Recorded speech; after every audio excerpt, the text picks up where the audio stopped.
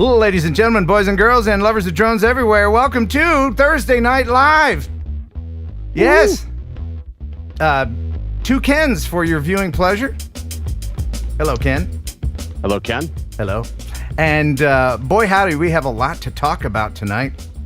We've got viewer videos akimbo, some really, really good ones you guys have been sending in. Of course, drone news out the ass. Can you feel all the drone news? I'm feeling it in my ass. You got a drone news turtle head, Ken? Yeah, so much news. Are you touching right cotton? Yeah, maybe just a little bit. Yeah. We'll have to find out. It's going to be Only like the that. members know. Yep. And Ken is drinking tonight. Yeah. We're chugging that Dunkin'. Chugging that Dunkin'. That's right. Yep. Chugging that Dunkin'. Get those electrolytes back in the body. We got to do something. We just recorded a little membership video that explains why he's drinking coffee now. And it does involve the best set of eyebrows in the business. So become a member. We encourage you to become a member. You can gift memberships. Please do that. My lights flickered the other day and I was like, we don't have enough super chats to keep these lights on. So here we are. Thank you very much for supporting the channel.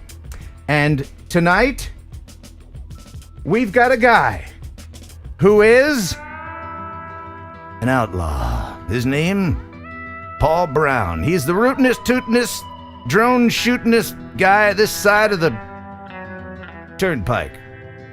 He's a rebel. He flies around police boats, throwing caution to the wind. He doesn't care. He doesn't care. He just flies any old where. Right? Paul Brown. If you see him coming, you better give him a wide berth because, oh boy, howdy, he's an outlaw. He's a drone outlaw, right, Ken? That's right. He's going down. Downtown. That's right. Charlie Brown. They're constructing a hangman's noose for him right now in the town center. I'm getting a little out of control on my fantasy here. We're get demonetized before you get started. Right, yeah. Paul Brown is a guy who flew his drone and scared some police people. And they got their panties in a wad about it.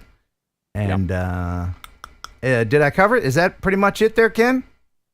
Yeah, well, you know what? We'll let Paul tell the story. Yes, he's got the story. He's got the story. I would imagine you probably have the video, so people can make their own judgment about what they see. We'll let him tell the story and then we get some expert opinions on it. Yes, there's lessons to be learned. Mm-hmm. And I think both sides. Yes, on both sides. And we're going to have Jason Schappert chime in on this just because there might be some dispute about the airspace or not. We're going to read sectional charts. Yay, sectional charts. Oh, okay. Yeah. So we'll talk to him here in a little bit, and he has got the most fantastic accent. What is it? Who? Paul Brown. Oh yeah, he's got a Massachusetts. I don't know. It's like it's very Massachusetts. Yeah, he's like a Wahlberg. It's like talking to Peter Griffin. It is. It's like. It is. I don't want to. Maybe we'll get him to do the laugh. Maybe we can get him to do the laugh for us and like make some Meg jokes or something. We'll do that. Yeah. Plus, I have a video, and I don't know if you've seen it, of Mr. Steele flying the Avata. Yeah, he freaking tore that thing up, man. He did, and he made this noise. So I've got that for you. Okay. But first, we've got to get into the news. Don't we? Oh no, I'm being told. Yeah. I'm being told. If we want to keep the lights on, we have to go to our sponsor, the best sponsor of all time. I'm talking, of course, about Pigeon Jerky. You'll enjoy Pigeon Jerky, the Cadillac of processed meats. You'll enjoy Pigeon Jerky, and you'll give your family a treat. It's balanced nutrition to help them grow. Yeah. And it's full of fiber to make them go. Here we go. You'll enjoy Pigeon Jerky. Pigeon Jerky, the Cadillac of processed meats. Yeah. Thank you, Pigeon Jerky.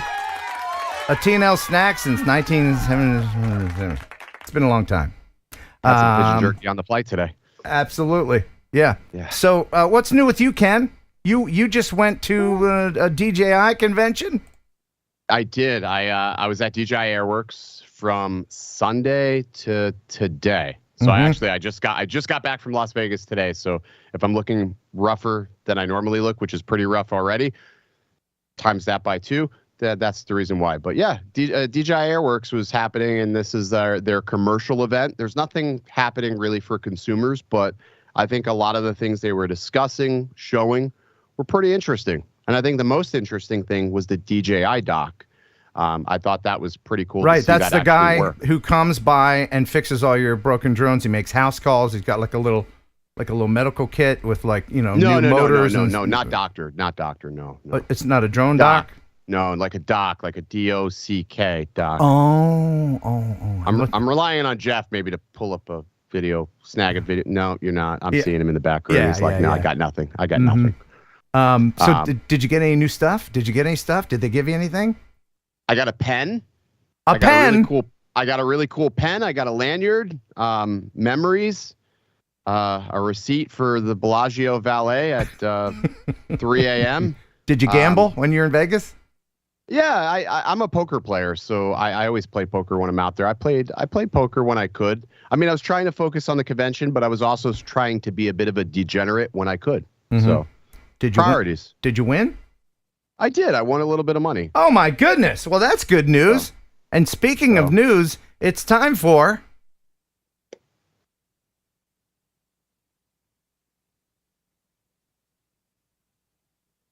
What? What's happening? Oh, yes, it's the news. It's time for news. Ken.exe has crashed. So I had a blue screen. No, let's go into here. There's Jeff. There's the news. What's happening, buddy? What's going on? I was just waiting for that one time that delay was going to be like, people are going to go, "Well, you okay? You all right? Need help?"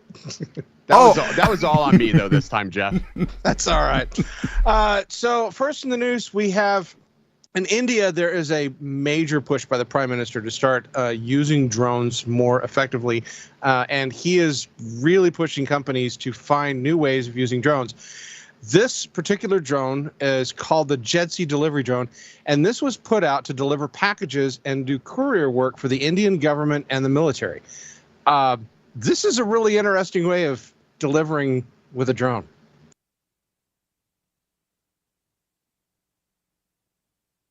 This one? Yes. Okay. All right. Yeah. All right. This is a Jedsi delivery drone, and it's not designed for the public use. This is going to be delivering to houses, etc. But government buildings and facilities can have the mounts on them where the drone will come and land on the side of the building. Yeah. I don't see any problem with that at all. Yeah, it's the one of the drones that will transition in flight.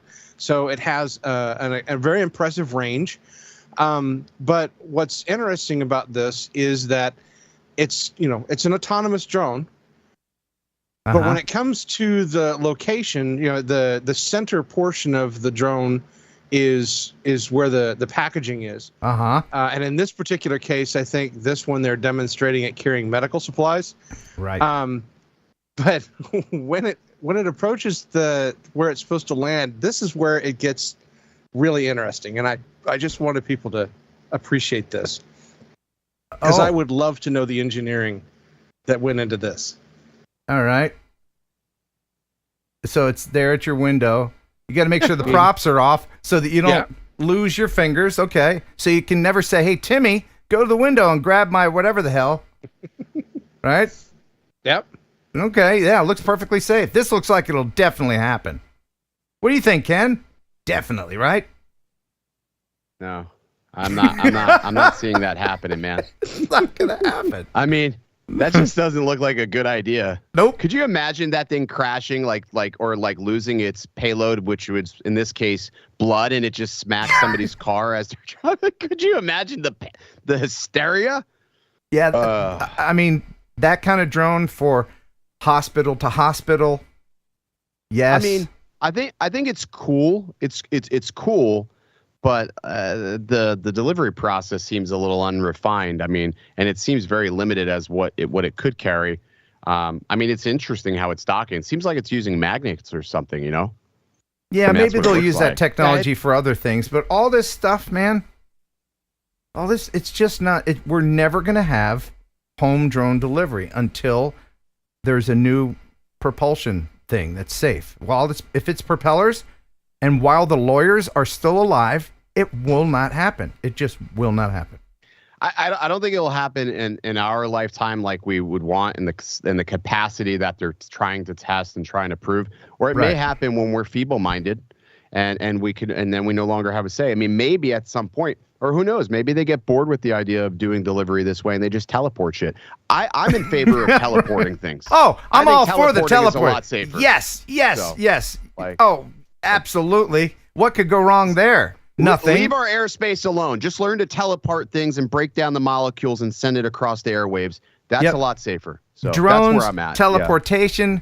I mean, one day, if we're lucky, they may think of truck technology and deliver stuff that way. But that's that's a pipe dream.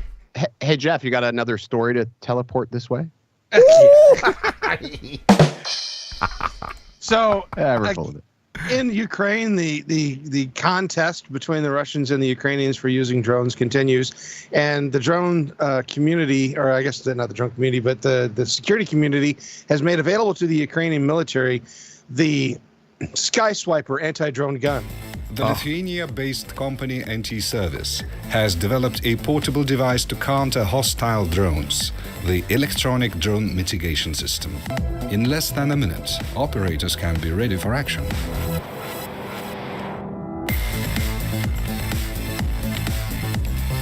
Operators point the device in the direction of the threat and press the trigger. Handling the device is as easy as operating a firearm. The target might be miles away, out of sight. The electromagnetic signal generated by the EDM-4S blocks the drone's controls and navigation in a fraction of a second. Meanwhile, the drone operator unsuccessfully struggles with the controls. Look how evil that operator is. I mean, he's got a hoodie on. Of course he's a bad guy. The operator becomes a target. Got a hoodie. The drone lands in emergency mode and may be retrieved by... Trees are such dicks. Such a convenient landing. Is battle and mission tested, reliable, and safe to use. Okay. You know what? Anything with grooving music and an Eastern European accent. I want it. Yeah, baby. I have to have it. Yeah. There is a viral video that is out there right now of the Ukrainian forces using this drone on a Russian Mavic.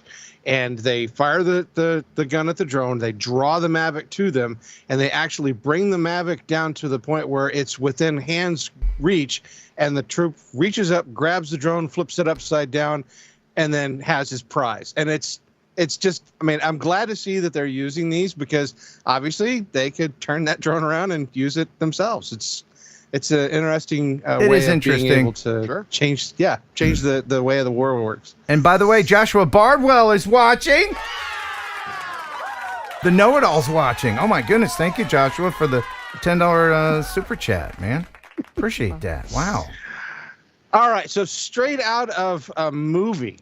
A high-tech robbery took place recently in the Caisse d'Epargne in France, in Reims.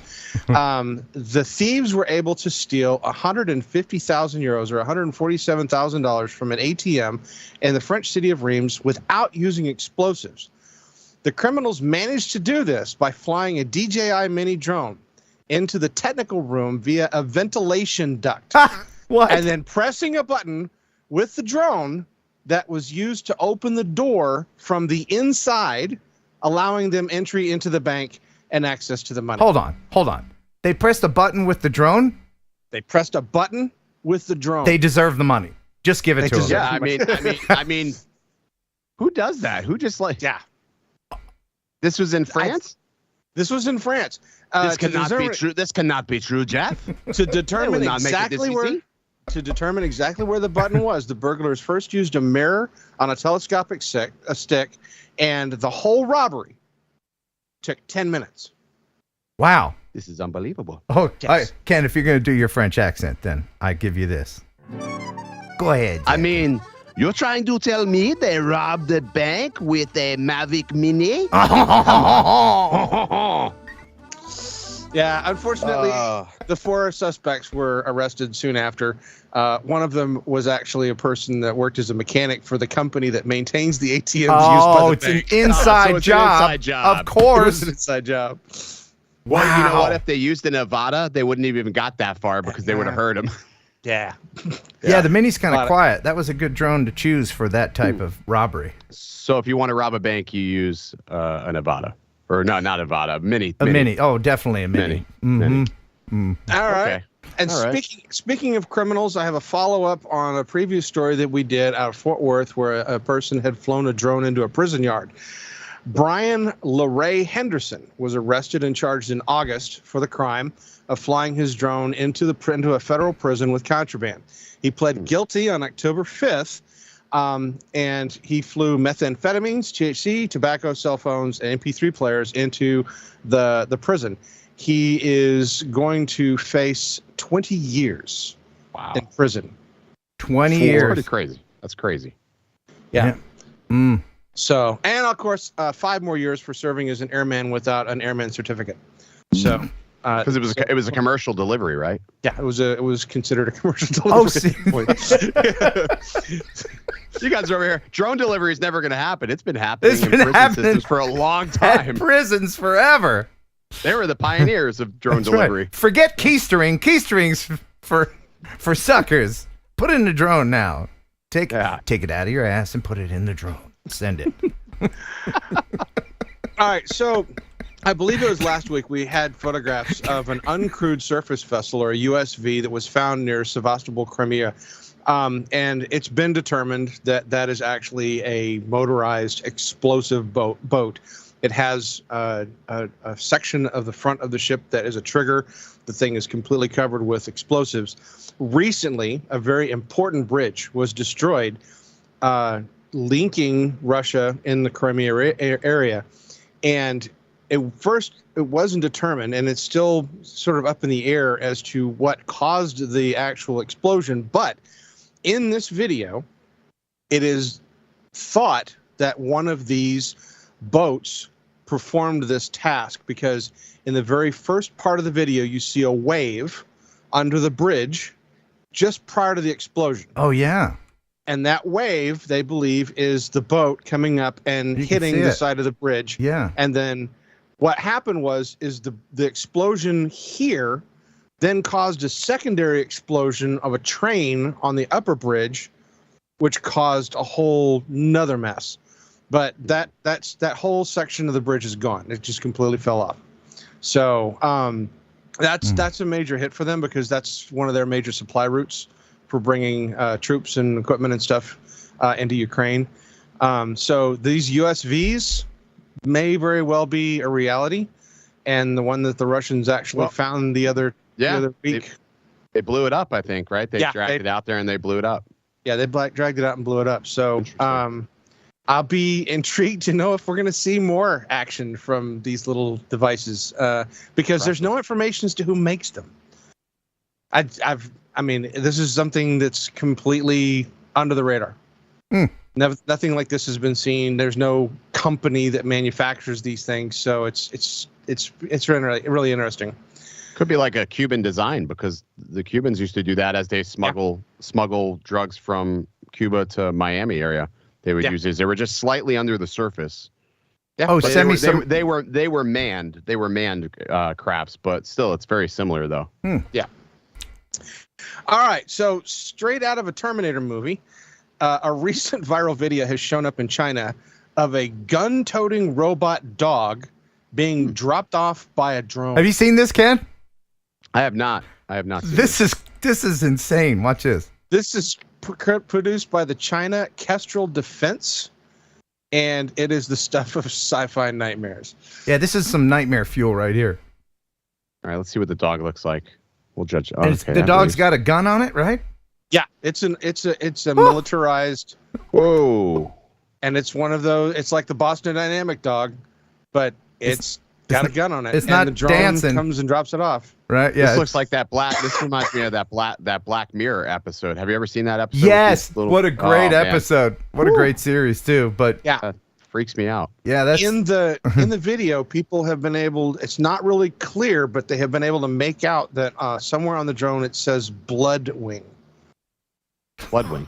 okay. Appropriate name, I suppose. All right. And the drone, which Kestrel makes, is called the Red Wing.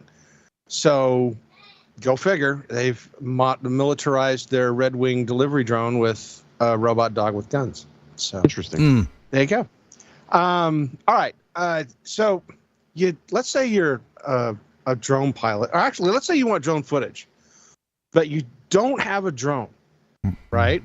Google has stepped up to help you out. If you don't have a drone, you too can get drone footage with Google AI. Oh. What if we could take just one photograph of a landscape and then we would fly into this photo like a bird? This AI is so much smarter than the previous one that was published just a year ago, and it requires training data that is much easier to produce at the same time. And I wonder what we will be capable of just 2 more papers down the line. Wow. That's Yeah. pretty Wow. interesting. Cool. So, a combination of their AI with Google Maps and Google Earth, etc., being able to take a photograph, as long as you know the location, you can fly into the photograph digitally without actually needing a drone to get drone footage. that is actually pretty interesting. Yeah. And until the photographs become sentient. And then you'll have to get to the chopper. Where's Saracama? Every time I hear A and I together, I don't know. It's a little frightening. It's like a trigger for you. It is. Well, I'm in the gray-haired set, so a Yeah. computer for me was that old Simon game. Remember the Simon game? You remember, the right? Simon game. You hit the blue button, and then the blue button goes beep boop, and then you hit the blue button and the yellow button, and that was a computer back in the old days. There was All right. no AI there, Sonny. No AI there. All right, so switching beats to motorsports, or the genesis of the flying car. We have talked about the idea of them racing drones, people being inside of drones and actually having what they would consider F1 racing in drones. Recently, in South Australia and the Salt Flats, airspeeder pilot Zefatali Walsh beat fellow competitor Fabio Tischer in a tense, close, inaugural EXA remotely piloted race. He's in a really good position here, but still anything can happen. So they're in here, right? They're in. No, they're no, flying not. these remotely. They have Okay. not put pilots in these yet. Okay. But the actual people that would be piloting these, the actual race pilots, are flying these drones, and this is the first time that these drones have been actually flown against one another. Okay. Would you get in one of those things, Ken? I don't know, man. No, I don't know. I feel like if I crash that, that's it. Well, there's a lot of consequences if you're flying over solid ground like this. Yeah. I mean, I would need some sort of contingency or something. I don't know. Like, Yeah. I will tell you right now that I am wholeheartedly, completely ready to fly in one of those race drones. I know that I will be the safest pilot in those race drones, because once I get in it and they turn it on, it will never take off.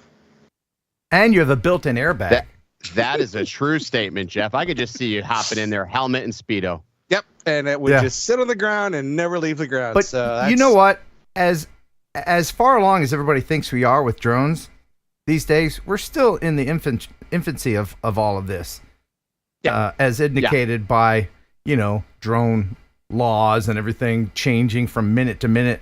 And if you look back, you likened it to an Indy car. If you go back to those first Indy cars, those cylindrical things that looked very much like these, but with those wheels, I mean, those wheels were falling off. The exposed, they were falling off. And I mean, when they first came out, people were dying in those things, and those were on the ground. So I'm going to give it a minute. I'm going to let everybody else beta test that stuff for me. I don't know. I rather slide. Like when you're in an Indy car and you get into an accident. I mean, yes, you're going super fast. You're like, almost 200 miles an hour. But I don't know. I feel safer sliding on fire than falling and then having fire after falling, possibly. I don't know. Slide fire is better than fall fire.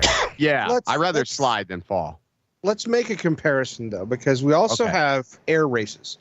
Okay. Yeah. Out in Nevada, we have the air races where they race aircraft, and they have accidents, people dying in those air races. But overall, the number of accidents they have are considerably less than what you would have in car racing. Okay.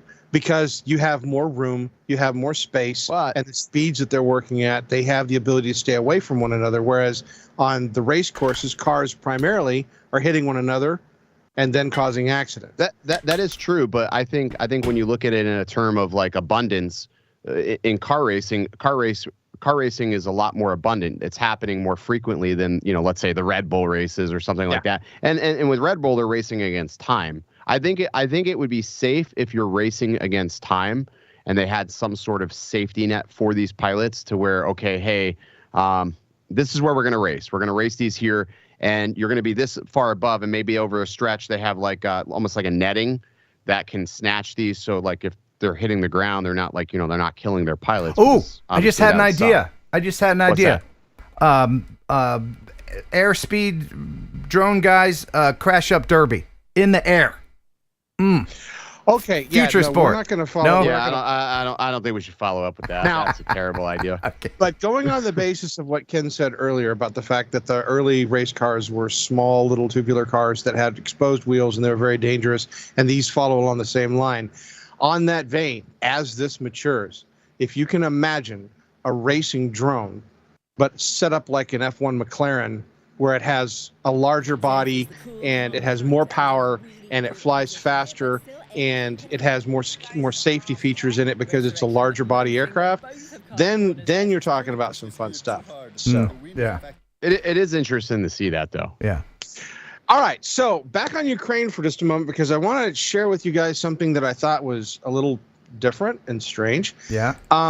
Recently, the Ukrainian president has named Luke Skywalker as the ambassador of their drone army. Oh. I was really surprised to be contacted by President Zelensky. I assume I didn't ask why. I mean, I think they saw my support for Ukraine on my Twitter feed, but it's I'm not used to being contacted by world leaders. I'm a court jester.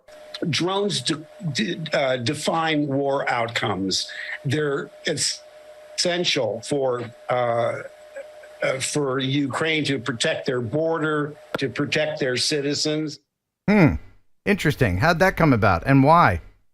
Yeah, again, it was one of these things. I think it's more of a PR stunt where they were trying to, they're trying to use name recognition. Really and truthfully, I don't see where Mark Hamill is going to have any direct impact. I don't understand. How do you turn this off? Warfare. So, was there like a retreat, or I mean, do they suspect that there's a Death Star out there of some sort? I don't know. I'm trying to connect the dots myself. I'm confused. I mean, like, Putin's too short to be Darth Vader, right? Yeah, He's a little he could guy. be like he could be Palpatine or something. Like he could be small like that. I could picture him being like that. Like I don't know. All right. So next in the news, Real Time Robotics, or RTI, is introducing a new drone, the Hera drone.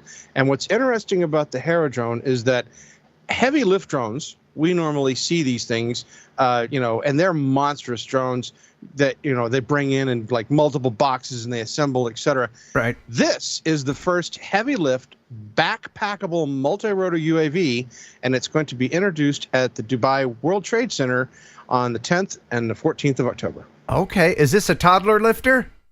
This is a toddler lifter. Ooh, but you can wear it on your back. How many toddlers can we get up in that thing?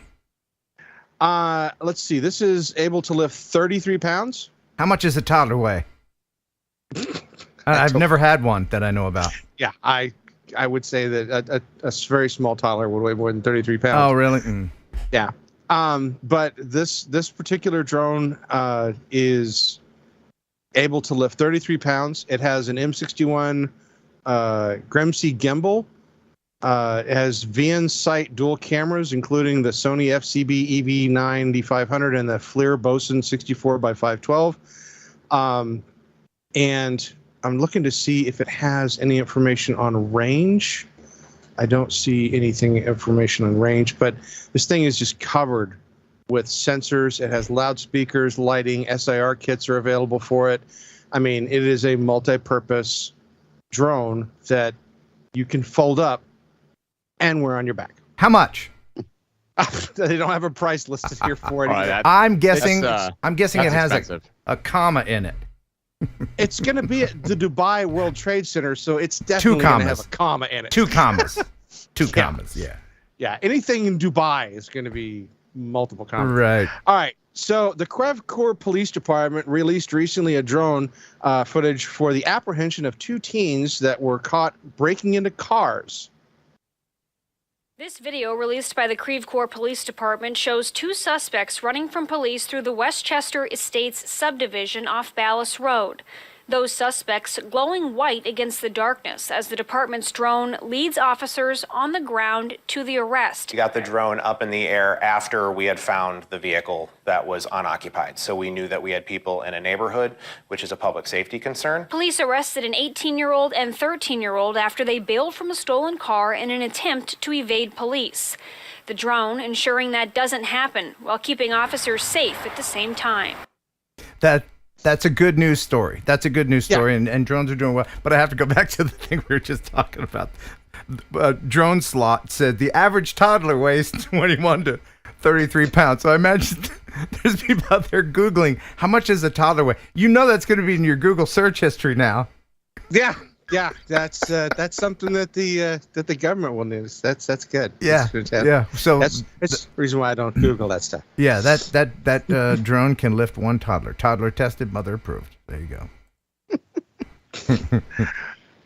All right. So next we have a drone that is coming. It's a super light fixed wing drone offering 2 hours of flight endurance. It's the Idea Forge Switch UAV. And this drone has a swappable payload, including a day payload with a 25 times zoom capability and thermal imaging night payload. It is defined as built like a bird, tested like a tank. Oh, yeah, this thing looks pretty badass. What do you think, Ken? Yeah, looks pretty cool for a VTOL. It does, yeah. Yeah, and it uses an IdeaForge Bluefire Live software solution. The pilots can grant remote access to users to control the payload, making the Switch ideal for applications with central command and control monitoring over several aircraft at the same time. Oh, wow. Yeah. So this is going to be a pretty impressive drone, and they're going to be used again. This is part of that drive in India, where they're really, hardcore pushing the use of drones and trying to drive Indian companies to develop drones. And we're going to see probably over the next 5 to 6 years a huge increase in Indian or India-made drones. And I'm really looking forward to seeing what they come up with. We need that, though. We're worldwide, just like looking at the drone environment and the landscape, we need more. There needs to be more options, more competition just worldwide, because like even in America, there's very few American manufacturers that are producing drones. So it'd be cool to see more. True. And this is built like a what, Jeff? I said no, it's not. It's not. How it's built like a tank, but flies like a what, Jeff? Oh, that's what it was. It's built like a tank, but flies built like a bird and tested like a tank. A what, Jeff? A bird. Well, everybody's heard about the bird. Oh, crap. Bird is a word. Bird is a word. Bird is a word. Don't you know about the bird? Well, everybody's heard. That's a whale and a shark. Bird is a word. Bird is a word. Jeff, your thoughts? No, I don't have any thoughts. I like the other one. The other one, I like the other one. The other one, when the girl did it, that one just like is iconic. Can we, that one. There we go. Heard about the bird. Bird, bird, bird. Well, a bird is a word. Well, a bird, bird, bird. Well, a bird's a well, well, a bird, bird, bird. Well, a bird is a word. Well, a bird, bird. But bird's a well, a bird, bird, bird. Well, a bird is a word. Jeff? Yeah, that was iconic. Yeah, that's Dottie. That's Dottie. Yeah. Her name's Dottie. She's good. You had to mention that one, didn't you? That's great.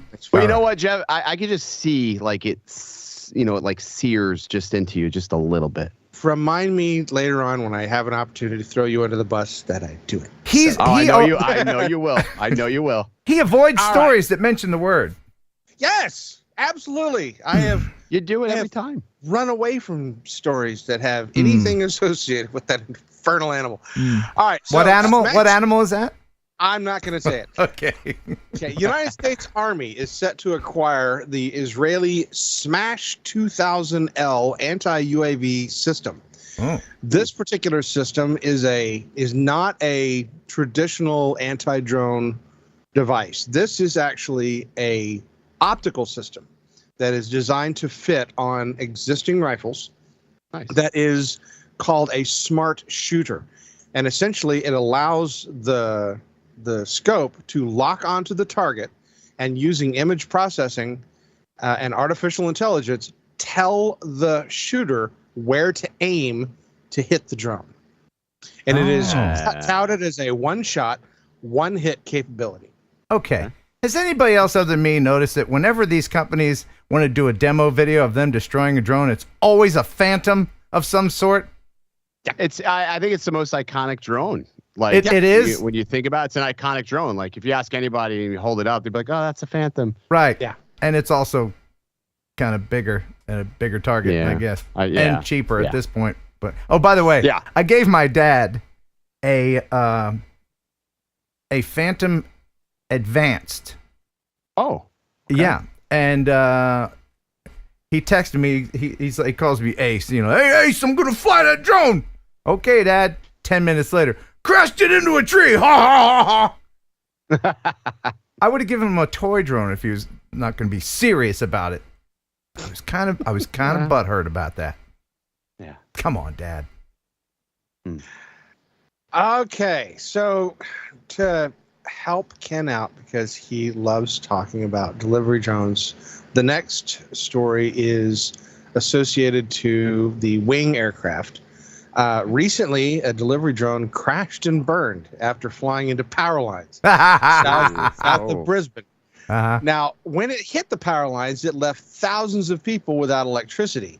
Energex had to shut down the network after the crew was called out to the incident on Thursday in Browns Plain on a Scrubby Creek Road, where this drone landed on 11,000 volts and took out the power. Oh my God! Hold on. Do you see that? Are those tube socks? I think I can see my tube socks in there burning up. Yeah, the Energex spokesman, Danny Donald, was quoted as saying, "We didn't actually have to get the drone off of the lines as such. It actually caught fire and incinerated itself." Oh, that's good. That's good. It took care of itself. Problem solved. He said the drone was carrying something, but he was never able to figure out what was inside. Oh, wouldn't it have been great if it was popcorn? That would have been a great video. Yeah, but see, the thing is that I feel that the drone delivery as a whole is not well thought out in some regards, because we also have this wonderful video from California with a food delivery drone that I don't think made it. This is why these food delivery robots will never work. Don't invest in this company. Look at this. Watch this. What? Why? All right. So, you know where that's at, Jeff? I thought that was in San Francisco. That's in San Francisco. Why would you put a robot with googly eyes going about 2 miles an hour in San Francisco?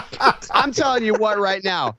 I'm walking through the streets of San Francisco. I'm scurrying. I'm not walking slowly. I'm bustling to the next location because I don't want to get shot, robbed, or stolen in San Francisco. You're going to put like the googly eyes. They're never going to mess with this. It's smiling at me. Yes, we'll just make it adorable. And we're just going to the skater punks won't mess with us. and they literally tip it over.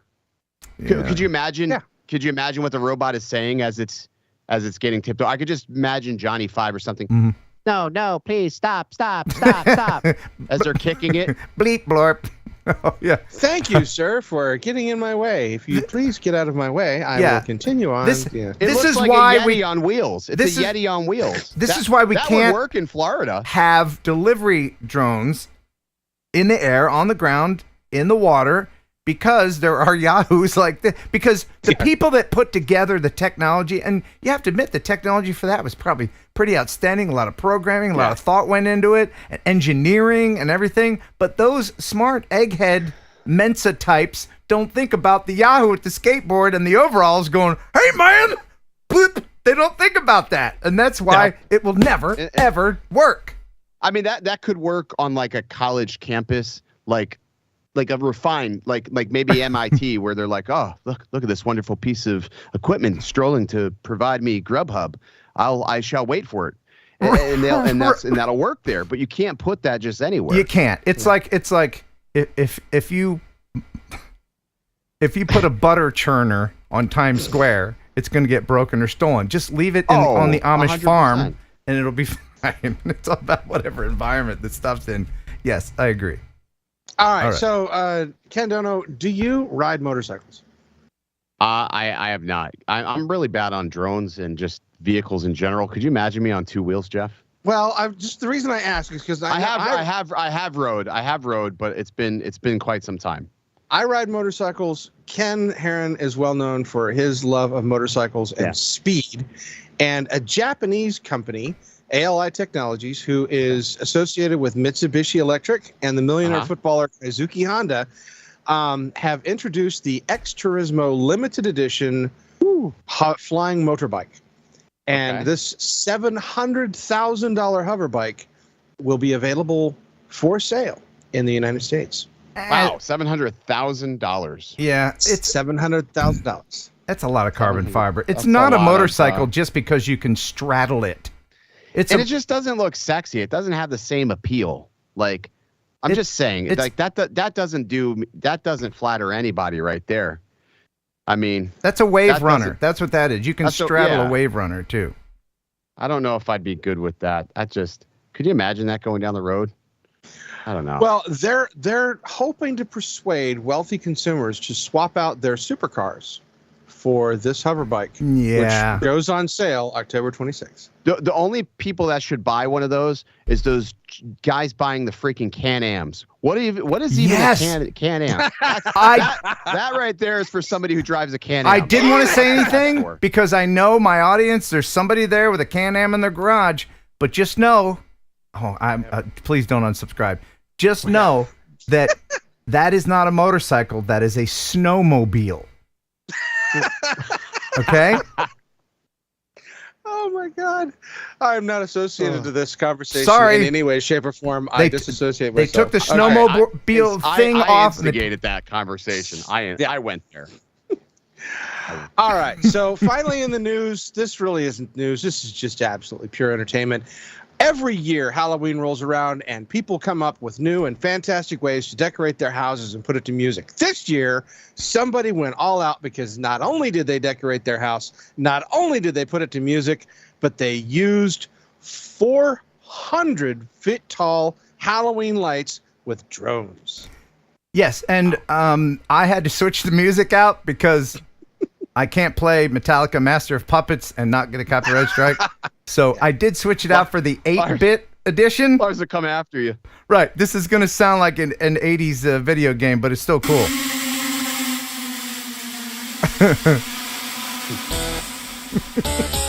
It did sync up pretty well, though. I think it sounds better. As an 8-bit? Yeah, you know what this reminds me of? Looking at this? That movie with Adam Sandler with Pac-Man, what was that called? Oh, yeah. You know what I'm talking about? Yeah. Yeah. Me of. I'm sorry, but I love these videos every year, and I think the creativity that comes into these things is insane. But the simple fact that they blended the Metallica with Stranger Things and Ghostbusters for this light show was just phenomenal. Yeah, they did. I want to know what they did a do great for job. Work. Right. Yeah. Right. Now, This is what happens when you let people work from home, Jeff. This was not something that just that family did. There was a lot of people involved in this. Preston Ward, Tyler Johnson, Rich Boss, Brian Geck, Caleb McEwen, Lucas Hannon, Steve Petrucci, Steve Kirkland, Jack Ferguson, Matt Phelps, Craig Nelson, Harry Ulep, and the Malloy family, who owns the house, are the ones that put together this show. And we thank them for hats off to them for that. That's pretty cool. Now I have one more addition for the news. No. That's it. I do. What do you think is the most dangerous job in Ukraine right now? Besides being a soldier on the Russian side? Yeah. No. I'm guessing that of all the drone stuff that they're doing, this poor schmuck of a bald guy has the most dangerous job. Watch what he's doing here. Okay, so here comes the big ass drone, and he is loading bombs into this drone while it's hovering 1 foot over his head. Let's hope those bombs snap in pretty good, right? Because if they don't, if they fall from that height, can they go off? And I then would imagine so. And then set off. They would have proximity. They would have timed fuses on them. It shouldn't go off that no, close there's to the no ground. time fuses on those. Those are impact. And then off it goes to ruin a Russian's day.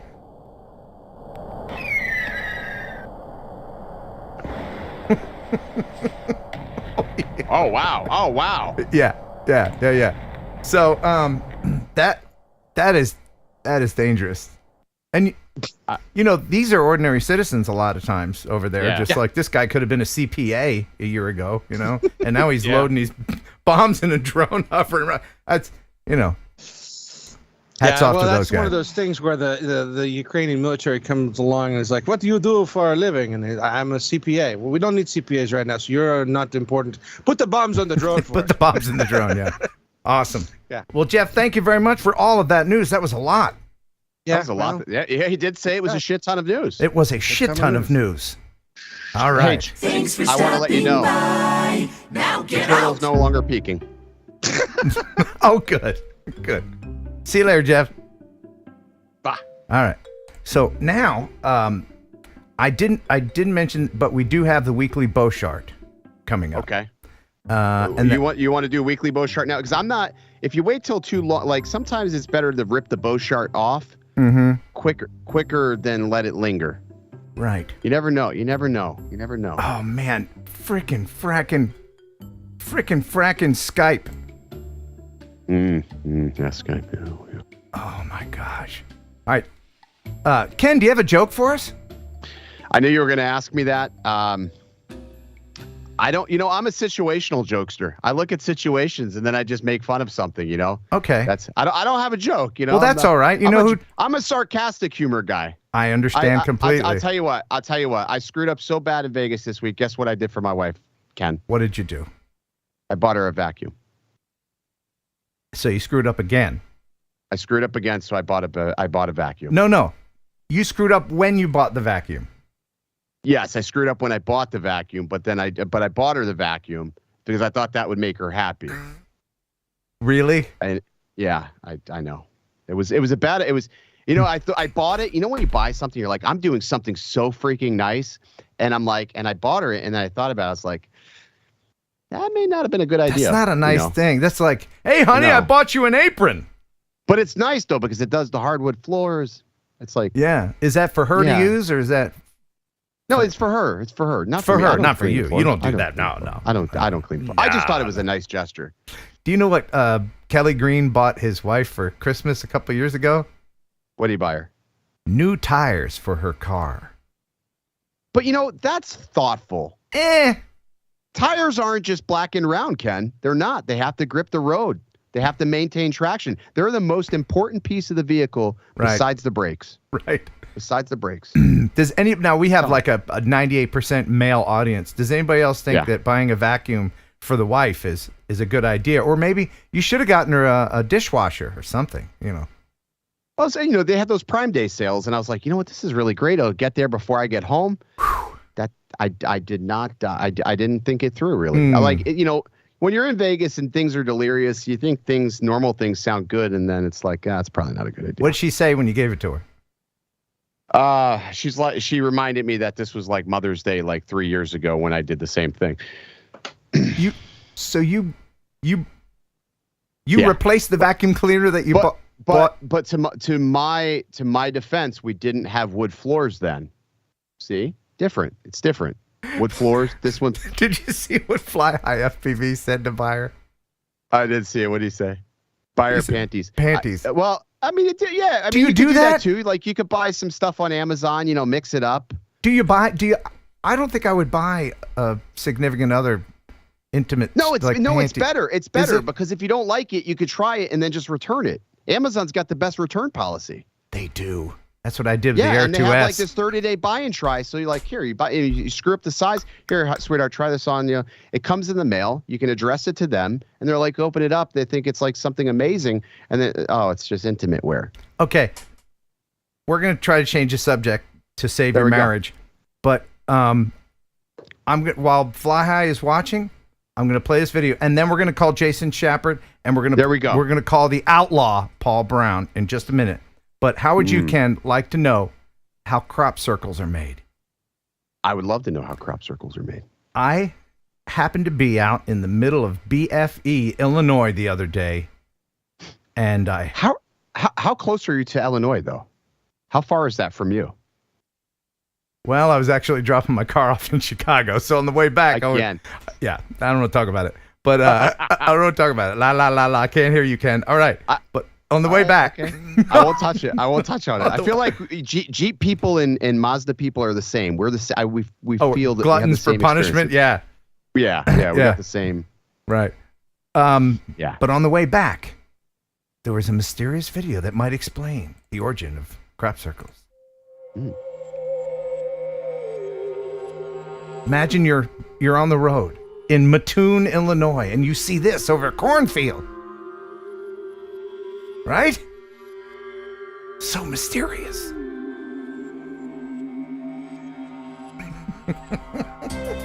Oh, what's happening?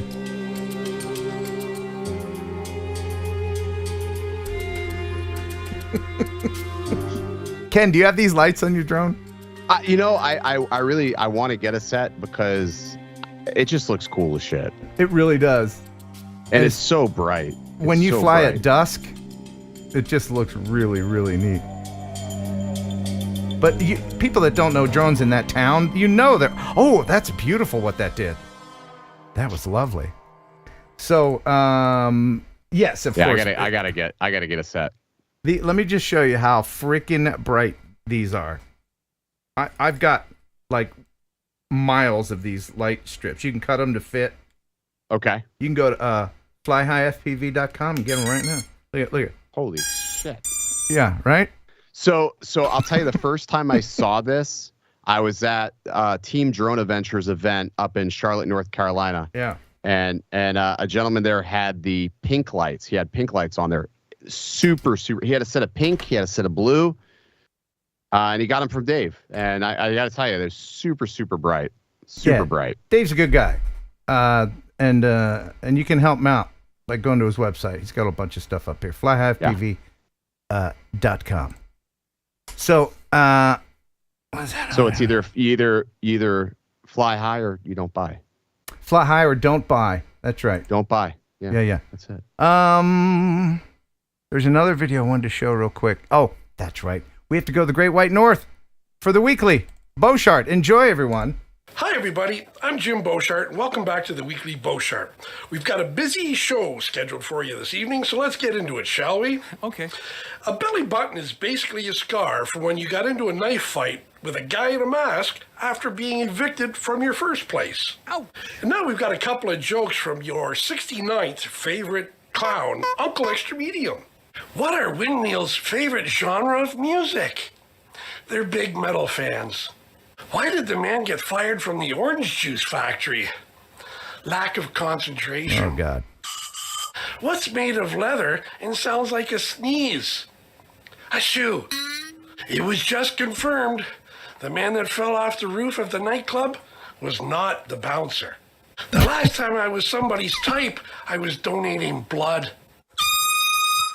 We were doing home renovations, and we knocked down a wall. We found a secret, fully furnished room. And then I remembered, we live in a duplex. Oh, my God. And now here's a quick one, because as usual, we are running out of time. If you get an email with the subject, knock, knock, don't open it. It's just a Jehovah's Witness working from home. It wasn't funny. Don't say that, Mike. It was funny. And on that note, bye. Oh. And bye. All right, that last one was funny. It was funny to me because of my mother-in-law. That one hit me good. Oh, yeah? Yeah. Oh, okay. I used to leave the Christmas ornaments up all year round, and I would leave them on Alexa. So when I would see them walking up my driveway, I would say, Alexa, turn on Christmas. And all the inflatables would go up, and then they would go back down the driveway. That is a precious memory. It is a precious memory. From Ken. Yes. Okay, so let's go ahead and bring in our drone outlaw, Paul Brown. He's such an outlaw. And I'll see if I can get this to go. Give us some words of wisdom while I'm doing this. Yeah.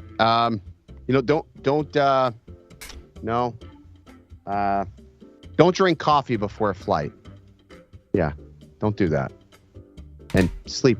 Get 3 hours of sleep, at least, bare minimum. Uh-huh. Where's Paul? Is he not here? Well, I'm trying to figure this out. Okay. Because I'll try to entertain that. About a month ago, Skype changed their interface, and it's really been screwing me up because I hate Skype, so I only use it for this show. So let's see if he's here. I mean, somebody's got to be here. It's a blank box. I mean, he is an outlaw, so he may be trying to conceal his identity. I mean, that could be a possibility as well. No, I don't know. I cannot figure it out. Oh my God! I got to tell you, I'm getting a lot of great advice in the chat, though. I'm telling you, somebody's told me, pick up tampons, flowers work. You got to do that. I mean, this is good advice. Upgrade the vacuum. I did that already. Yeah, the Skype thing is. Yeah, this is gonna mess me up. There's nowhere in here to add someone to the goddamn discussion. Sorry, everybody. Well, let's Discord is I see a lot of people using Discord too. Yeah, here's the thing. Here, use this, use that, use Larry Chat. I can't fucking do it because of fucking Wirecast. Your show, Ken. No, I did not. Isn't it weird how I did not use any curse words thus far this evening. Let the record show that I have not cursed. Back to me, Ken. Wow. It's always a weird day, like when I'm not the one ranting, but I mean, it feels good, but in the same token, I'm like, oh, I feel for you there. This shit could happen, man. It could happen. You know what? Cooler heads prevail. I need to take my own advice. Cooler heads prevail. There's no way to do it. You want me to drop off? Bring Paul on? No, Maybe there's just no way to. There's just no way to do it. What if I call Paul? No. No. Okay. No, I'm gonna make this work.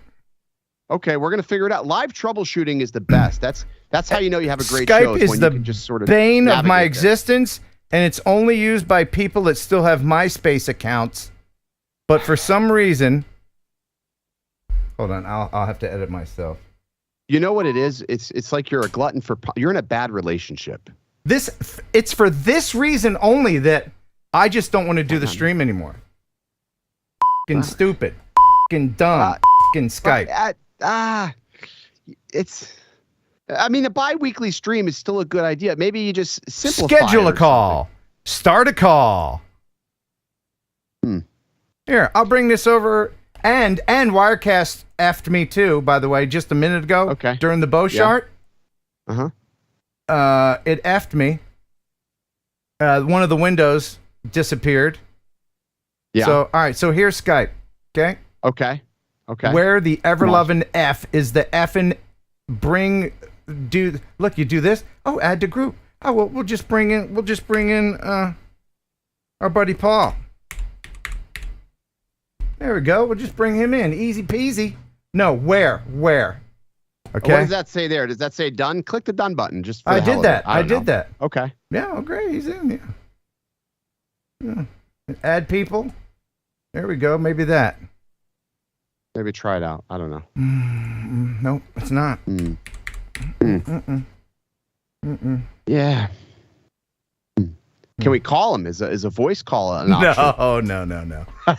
What? That's silly. I think I'm just going to stop the stream and quit YouTube. I think I'm done.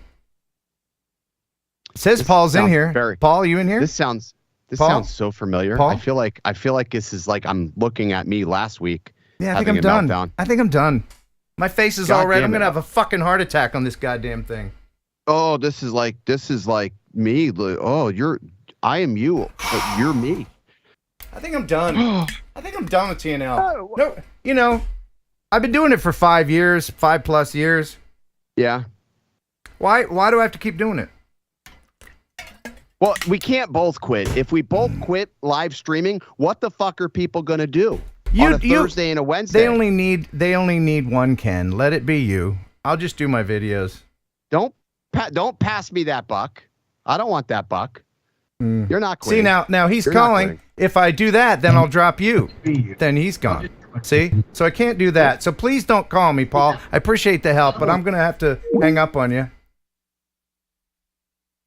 And I'm sorry. Oh, I know that Shepard is watching, and I apologize, Shepard.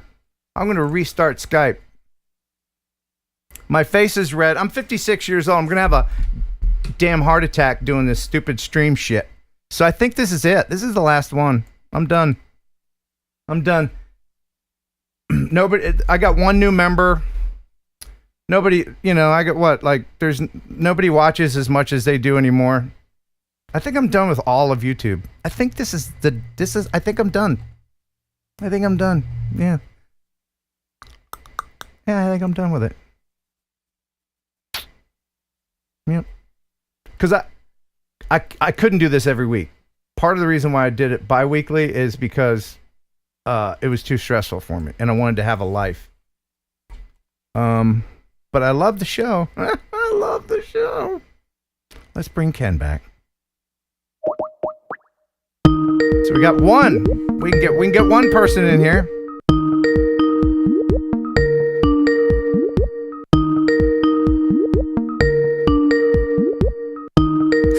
Ken's not going to answer. Fucking loud. I'm sorry, Jason Chapper. I'm a potty mouth. Ken, you there, bud? Hey. Yeah. There you are. Okay, he's back. So I sent, did you, so I. Yeah, I think I'm done. Why is that doing that? Thanks for watching.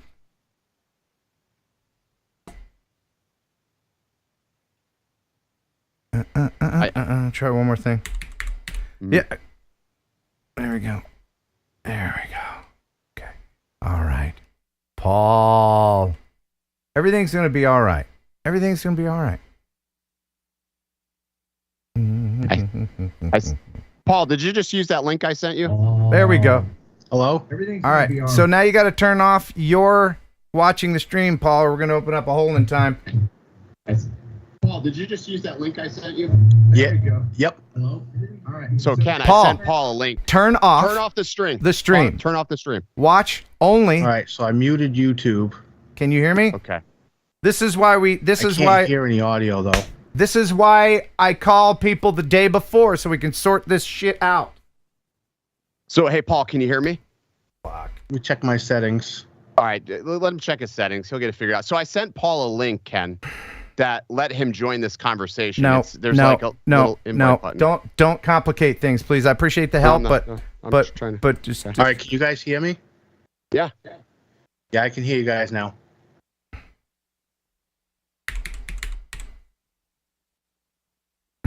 God. He can hear us. Let's bring in another person. Blow it up. Okay. Let's see. Does anyone else see what I see? I see like. No, just. Oh. Okay. Sweetheart, please. It is a really, really great day. There's just unicorns and rainbows and Jason, stop it. It's just a great day. Jason, I apologize for my potty mouth. I apologize. Oh, I heard it all. It all, but it's okay. I'm here. I'm here to make Ken just come rest your head on my shoulder. I wore both watches today for you. Life is good. You are a comforting presence in my life. Oh my God. It's all good. It's all good. Paul, are you there? Yep, I'm here. You can hear? Everybody can hear? Yes. Life is good. Diggity doo-doo. Emergency Raz. I'm sorry. We have to just, if you don't mind, gentlemen, we can just hop in here for one moment. I really need this for myself. Of course, everyone's invited to hop in the Raz, but this is mostly for me. I'm going to have all of the purple and blue goo just embrace me like I'm back in the womb. Nothing's wrong. Skype doesn't suck. Wirecast works. Hell, I might put 2 watches on myself. Everything is good. There's one rule in here, though. Paul, do you know what that rule is? What's that? I thought you knew. Ken, what is the rule?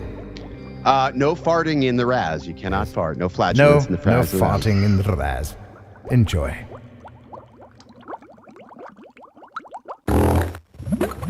Ashley Brown?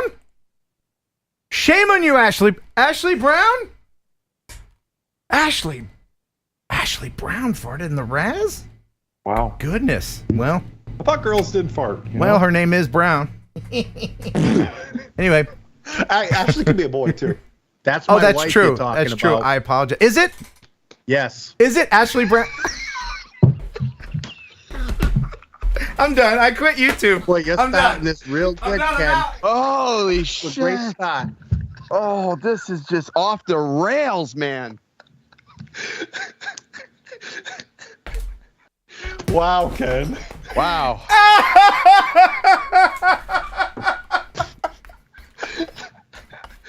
Okay. I spoke with you and your lovely wife the other day, and you are a lovely couple. And welcome, Paul Brown, you drone rebel. Welcome to the stream. Thank you very much. So, have you met Jason Schappert? No, I haven't. Okay. Hey, Paul. How you doing, Jason? Good. I lived a year up in Bridgewater. Actually, I went to Bridgewater State College, so not too far. I lived in Bridgewater also. Yeah, I actually lived in Lakeville, technically, but yeah, right there. Oh, very good. Okay. Yeah. Well, we're like neighbors. I to- didn't get the accent though. I never got Paul's accent. I didn't inherit it in my 1 year up there. You know? Well, Ken seems to like it. Not many other people do. Oh, I do. I love it. It's so great. So, with your lovely accent, tell us what happened on August 13th, do you? All right. So I was in New York with my family on vacation, and I was flying my drone next to the Sagamore, and I had landed the drone, and I had a cop on a patrol boat pull up to the water under the bridge and holler up to me and tell me that I had to fly higher. And I asked him to. And you said, yes, officer, I appreciate you taking the time to inform me of that. I will do that right away. And you have a lovely day. I very politely asked him. If he could tell me what statute he was talking about, because I was under the impression that I could fly close to the water. And he started yelling at me from that point on. Told me, no, fly higher. I'm going to write you a ticket. And did you fly higher at that point? I was already landed. My drone wasn't in the air. Okay. Well, I mean, I don't think there's any rule, and this is why we have Mr. Schappert here. There's no rule that says, like, really how low you can go, right? No, I mean, and well, before we even get into that, Ken, I mean, do you have the video that we could play the video? I mean, I've watched it. There's yes. Nothing. I mean, so before we play it, too, I mean, watch.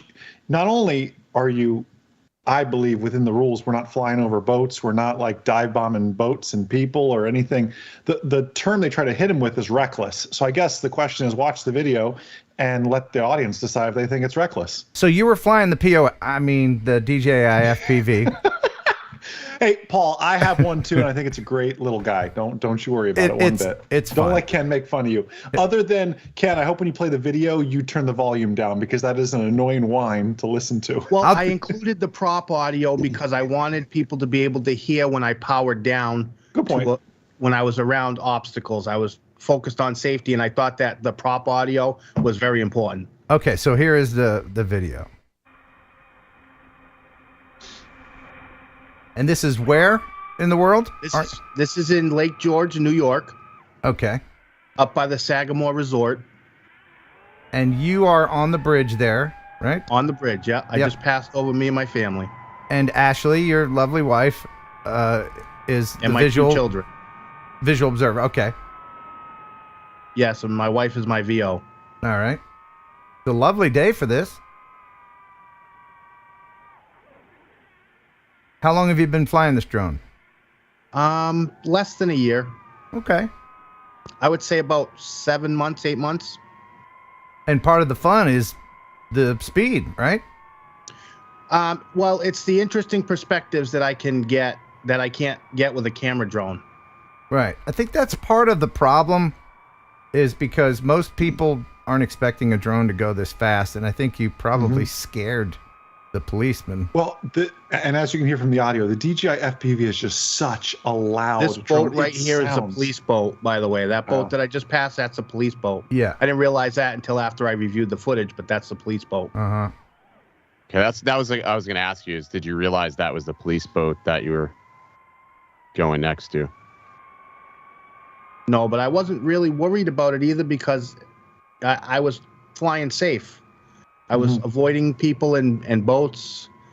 I wasn't concerned that I was doing something that I shouldn't have been doing. Mm-hmm. And you checked the airspace, did you? Yes, the airspace. I actually sent you a screenshot. This area right here where this bridge is clear from that airspace that you brought up earlier. Okay. I specifically didn't fly closer to the beginning of Lake George because of that airspace. I really wanted you to go under the bridge, by the way. Yeah, I was thinking the same thing. Like, that's just such a gap that needs to be shot. Yeah. I felt the same way. Yeah, considering that there were people going in and out of there, I thought that would be reckless. That would be dangerous to do, so I decided not to. So here's where you're scaring the police officers with And then your you scary... circled the police boat. Yeah, that probably was the final straw.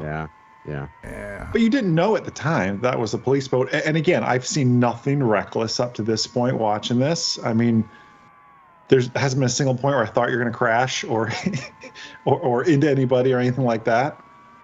You're not even flying over these boats. And you're not really that low either. I mean, the wide angle lens, you're probably at least 15, 20 feet in all honesty. 20, yeah. Yeah. You're really not that low. I mean, you could have been lower. You're clearing the tops of these boats. Sorry, Ken. At the point in which I dropped closer to the water was because I throttled down. Okay. I'm telling you, the DJI FPV is just a loud drone. And it does go fast, there's no doubt, but it's just loud. It's bigger than normal FPV drones. It just kind of looks mean and it sounds mean. Should have landed in that convertible. So your flight's over. Where are the police? Are they approaching you at this point? Yeah, they headed towards me. And you can see them coming as you're landing? I had no idea until they got to the bottom of the bridge and hollered up to me. Okay. So they're still in the boat and you're on the road? Yes. And you didn't say, walk away? I mean... Well, he called me from I was putting away equipment and he called me from the water, and I didn't think it would be a good idea to just ignore him and walk away. You could have been deaf. You could have played at ignorance or yeah. I don't know. My drone was too loud. I couldn't hear you. You can be a deaf remote pilot. Can you? Yeah, you can be a deaf remote pilot. Okay, cool. Yeah, so I mean, you could have played that. You're right. Yeah. So what did they say when they approached you? They said, "We're scared of your loud drone." Is that what they said? He told me that I needed to fly higher. I was too close to the water. He didn't make any reference to people or boats. He just said I was too close to the water. I didn't really understand why he was asking. Yeah, that's weird. So I didn't not the type of person to be rebellious against police or anything. I asked him very civilly, I was asking him to explain his standpoint, basically, because as far as I knew, my flight was legal, and he didn't take a liking to that instantly. Well, you didn't ingratiate yourself to the police officer initially. When you mentioned, there's certain trigger words like statute, because then they're like, oh, we got a lawyer on our hands, because then they're going to be a little bit less apt to help you out or warn you or whatever. But if you had been flying like a very quiet Mini 3 out there and just been puttering around, no matter how low you were, never would have happened. But this drone is zip, zip, zip, and they've clearly never seen anything like that. And so, then what happened? Then he parked his boat, came and got my information, and then went and sat on his boat for about a half hour or more, talking to a supervisor, trying to figure out what he was going to write on the ticket. Did they at any point? Yeah. Did they at? Right. Yeah. Looks like you got a broken headlight on this drone. With them in between that, Paul? Sorry, yeah, there was some conversation previously, but it was to the point where he wasn't willing to hear anything I had to say. He just wanted my information, and when I tried to question him further, he threatened to arrest me if I didn't give it to him. So I gave him my FAA registration. I had it in my hand when he came up to me. I was ready to hand it over to him. I tried to explain to him that if he had an issue with my flight, he could report me to the FAA, and I had my information for him, show him my drone registration was active. I had my trust certificate. So I was more prepared to get a report against me against the FAA possibly, but not leave there with a ticket. Right. At any point, did he try to take your drone or the SD card or anything like that? Did he mention anything like that? No, nothing. Nope. Okay, because sometimes they'll do that. And they can't do that. I think most authorities know that they can't do that by now. Yeah. So clearly it was a knee-jerk reaction by police. What did they end up charging you with? A penal code, New York State Penal Code 120.20, which is reckless endangerment in the second degree, which is a misdemeanor, which I could face a year in jail and I believe a $1,000 fine. Okay, and not to get too much into your legal stuff because you have some pending things, and yeah, I have to be real careful what I say because it's a pending case. Right. So I'm trying to more focus on the fact that I was focused on safety during my flight. Yeah. Now, were you able to get the telemetry from the drone? No, I still haven't been able to access the telemetry. I'm still trying though. Okay. Because Ken, how would you fly that thing, the POS? How fast do you think he was going? I mean, maybe if he was doing 60 miles an hour, I'd say that was a lot. But like even still, like it's you're over the lake. I mean, the worst thing that's going to happen is you lose control. The percentages, you're probably going to go down the water and no incident to anybody else. I don't know. I'm just trying to understand the reckless side of where he's coming off. It's simply because you challenged his authority is why you got that ticket. If you would have said, oh yeah, no problem or whatever, responded in like small town talk or whatever, they probably would have been like, okay, just move a different spot and leave you alone. But at what point do you say, okay, well, you're the person enforcing the law, you should probably know a little bit about the laws that you're supposed to be enforcing. So I see it both ways. We shouldn't have to educate authorities right via a court all the time. They should right. And I see it both ways.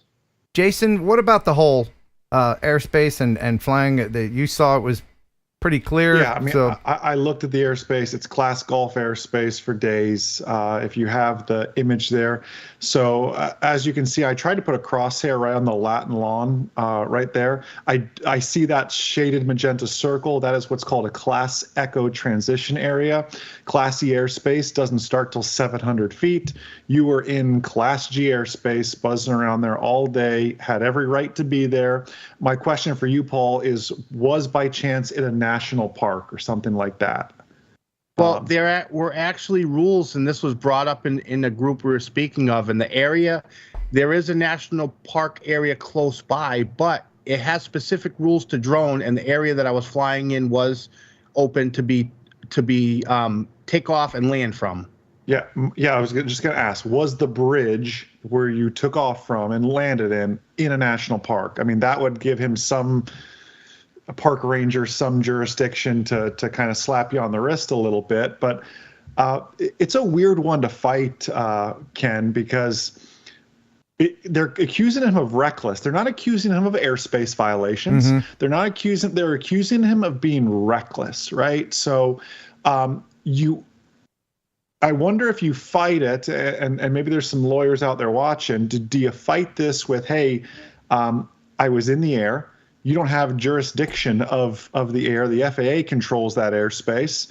But they're still saying you're being reckless in our community. So it's define reckless. That argument was brought up about the airspace. And I believe that there's the potential as to why I was charged with reckless, because they didn't have authority over the airspace. Right. And then I tried to submit a motion to dismiss at my first hearing, and in that motion to dismiss, it was brought up about the airspace.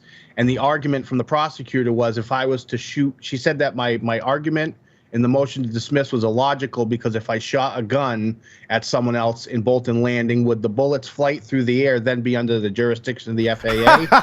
And if because it's not a registered aircraft. Exactly. And she also said if I had used a rock to throw at another person, would that also not registered? Yeah. So that's the argument used against me to deny my motion to dismiss. Right. But the whole reckless thing is a matter of opinion from the police officer. Now, police have That's the scary part. Wide discretion with what they can consider dangerous.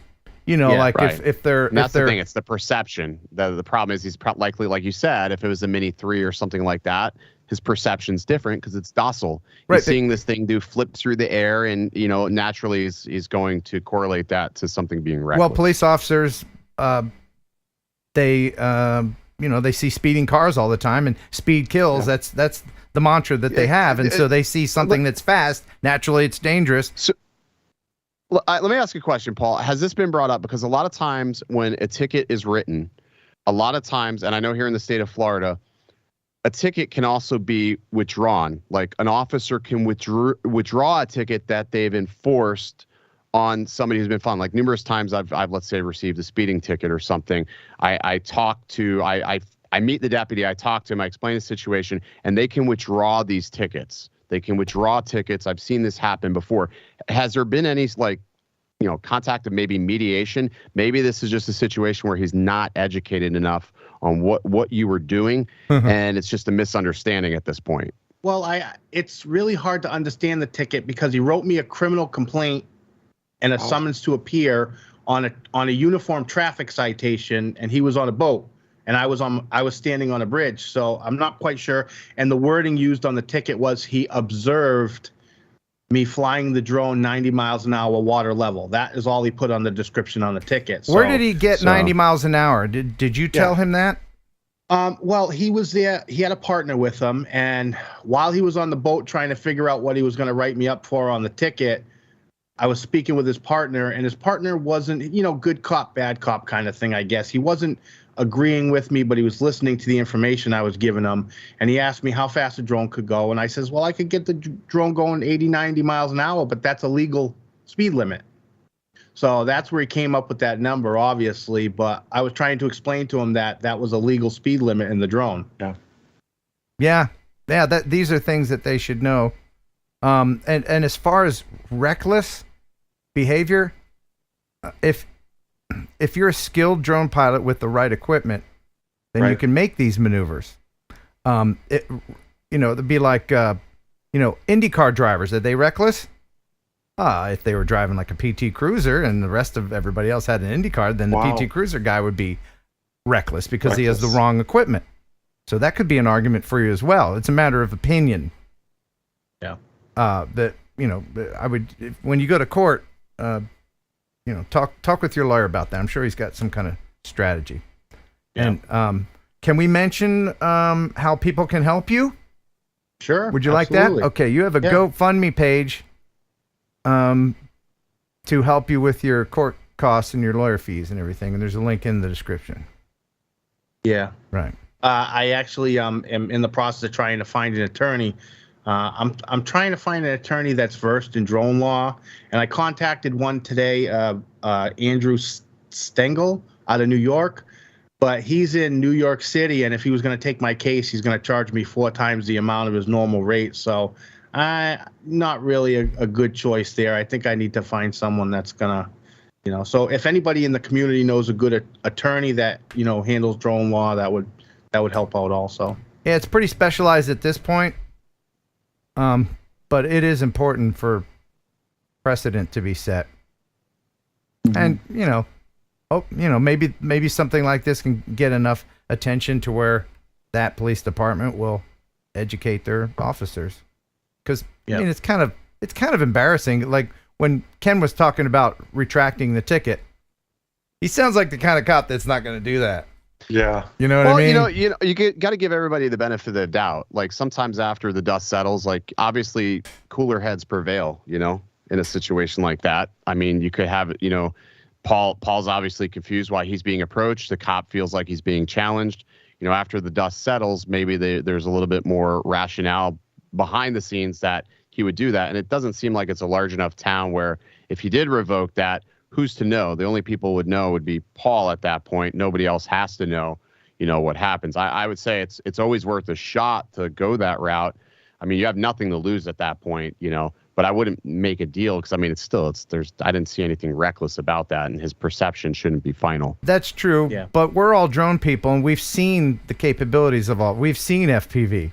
You know when you're flying FPV for the first time with just hauling ass, and there's like somebody that's never even seen a drone before, like, oh, magic, it is a little scary. It's loud and it's fast. And so I guess I can understand. I'm trying to put myself in the police position.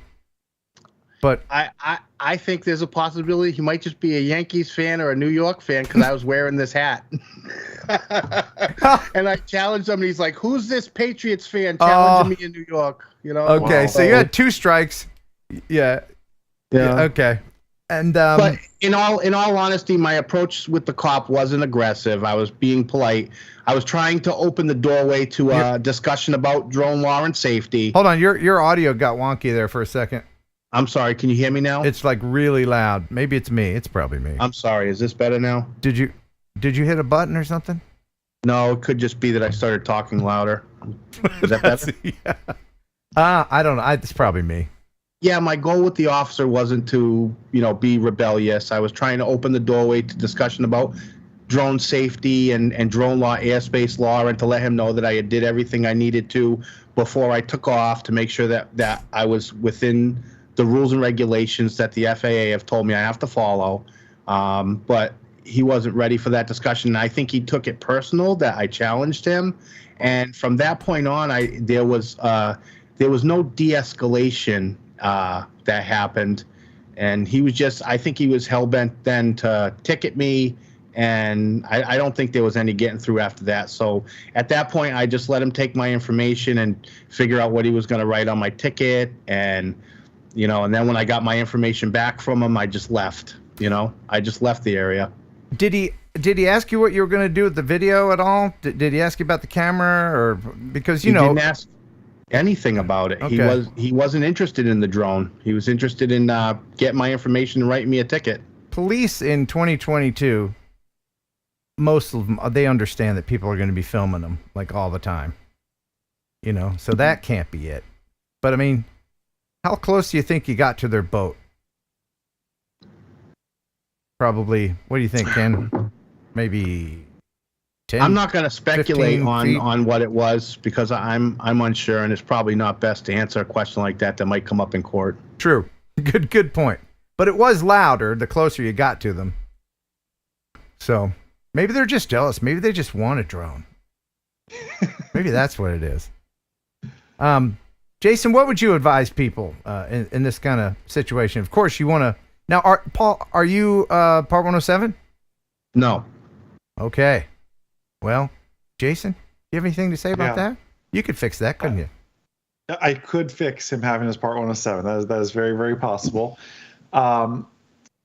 But even in this situation, I mean, yes, you could maybe argue having my Part 107 says I've gone above and beyond to say I'm certificated to be just that much safer, perhaps. I mean, perhaps would have helped a little bit in this case, but I think there was perhaps just some difficulty with you challenging the officer at the beginning, and unfortunately, you're going to have to fight the good fight.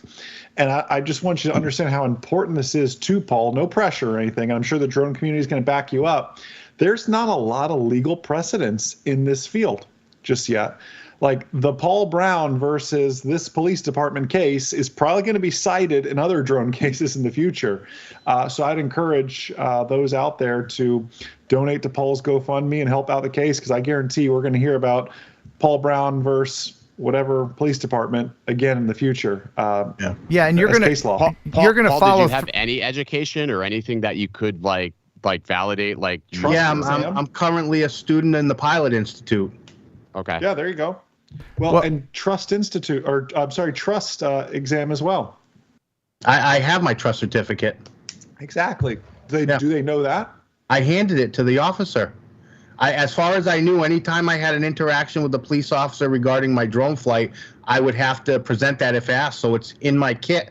So when the cop was approaching me, I grabbed that and my FAA registration, and I pointed out to the officer that I had my drone registration stickers affixed to my drone. Yes. I was trying to convey the point that I was, following all the rules and regulations. Okay. And you're gonna follow through with this, aren't you? Because there's so many people that just don't want to follow through with it because of the hassle. Oh, I'll just pay whatever fine, whatever you give me. Driving to New York for hearings and everything else too. Yeah, and you have a long way to go, and you're disabled. Is that right? Yeah, and that was actually part of the problem, is that I have mobility issues. I have a hard time walking, and I need aid to walk, and it's a 10-hour round trip. So I'm trying to get them to hear the case virtually or change the venue to somewhere closer, and they were not responding to my request well. And then I sent an email and asked them for an official judicial response because it was a judge denying it. And then the day before my last court date, I got an email, and they actually adjourned the hearing until the 9th of next month to review my ADA accommodation request. But it's your intention to clear the slate, to clear your name. Yes. Right? Yes. You're not going to be like, they'll say, all right, pay $100, I'll fine you. You'll be like, no. I want them to dismiss it or find me innocent. Okay, good. That's what I would do. Yeah, I definitely because would. Regardless of the cop's feelings, I was not being reckless. I was focused on safety. That goes right against the charge of being reckless, Yeah, and then something like that could be on your record, and somebody look at that in the future and see this reckless whatever. They don't know it's a drone, or I don't know. And they put that down as what? That's a misdemeanor, right? That's what they have on the ticket. It's a misdemeanor. Correct. Yeah, you don't want that. That's so silly. Like I don't think and I know I've been reading comments. I mean, like you got to put yourself in the shoes of where he's sitting right now. Like any one of us, like we all like the FPV people flying. We fly bandos. We fly buildings that are not vacant.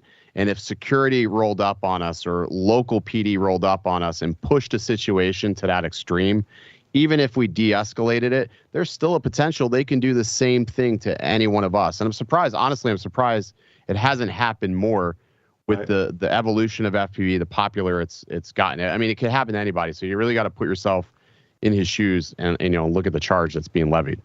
Yeah, well, the community's behind you, buddy. And there's a lot of people in the chat that say we should all descend on Lake George and have a fly-in. Because they're going to be out in their cop boat again. They're going to be out there. Yeah, could you imagine that? Oh my gosh. He'd wear a hole in that ticket pad. Yeah. Well, what would you like everybody to know about this? Give us the final word on this, there, Paul. You have your court date tomorrow coming up. Yeah, I have my court date coming up on the 9th, and I'm just going to keep fighting it. Currently looking for an attorney, so we'll go from there. I don't really have too much I want to say on the legal aspect of it because anything I say can be used against me. So I'm just wanted to make sure that everyone knew that I was focused on safety during my flight. That was the key. Good. I was following the rules and regs as I understood them, and I had my visual observer and I had all my registration set. So I wasn't out there being reckless and I wasn't out there being a criminal. I was out there on vacation with the family, just trying to enjoy Lake George. Yeah, it kind of puts a bad taste in your mouth about this whole thing, doesn't it? It's just a mood killer. And I'm sorry you have to go through that. Well, and now there's, the worst part about it all is there seems to be now a split and a divide in the drone community. There are people out there who think that I was wrong. There are people out there that think that I was right. And then there's a group of people who are out there now pretending to be friends and, they're, saying things. So it's just caused, some drama that just doesn't need to be in there. So, Oh, people love drama. Yep.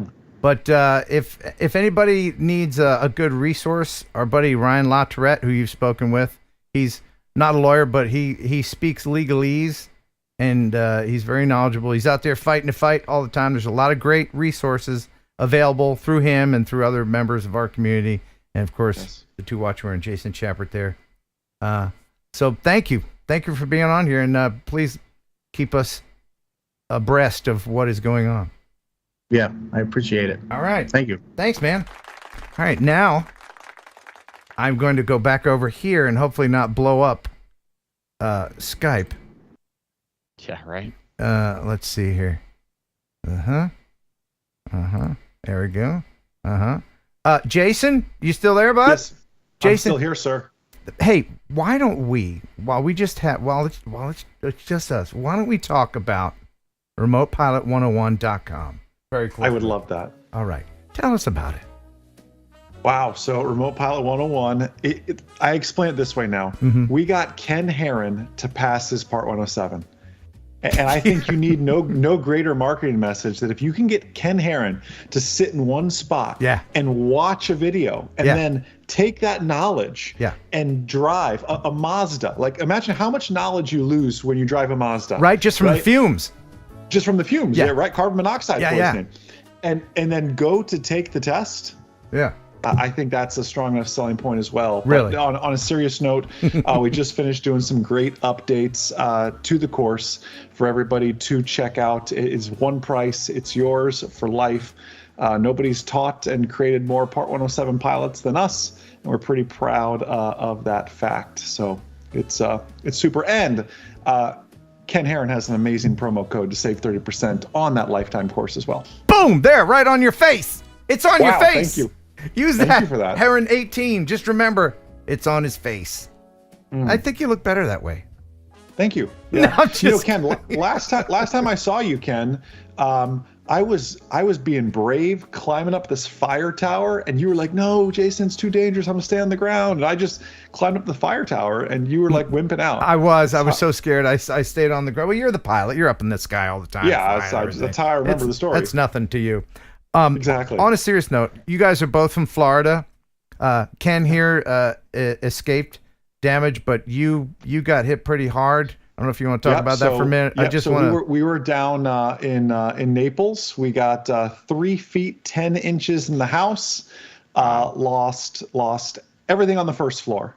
Cars, office. That's why I'm in my friend's office. That's a realtor, kind of north of town right now, because we don't have internet yet. We just got power back. I mean, you don't realize the things you lose. The AC unit completely submerged. The washers float. Did you know that, Ken? The washer floated throughout the house. The hot water heater broke off the pipes, but the pipes were still hanging out of the wall, shooting hot water into my garage. That was really expensive.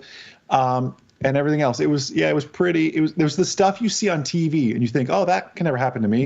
And then you're standing up to your waist in, sludge water, cleaning your stuff out. So it was. It was interesting. It was it's very humbling. And Dave will be sad.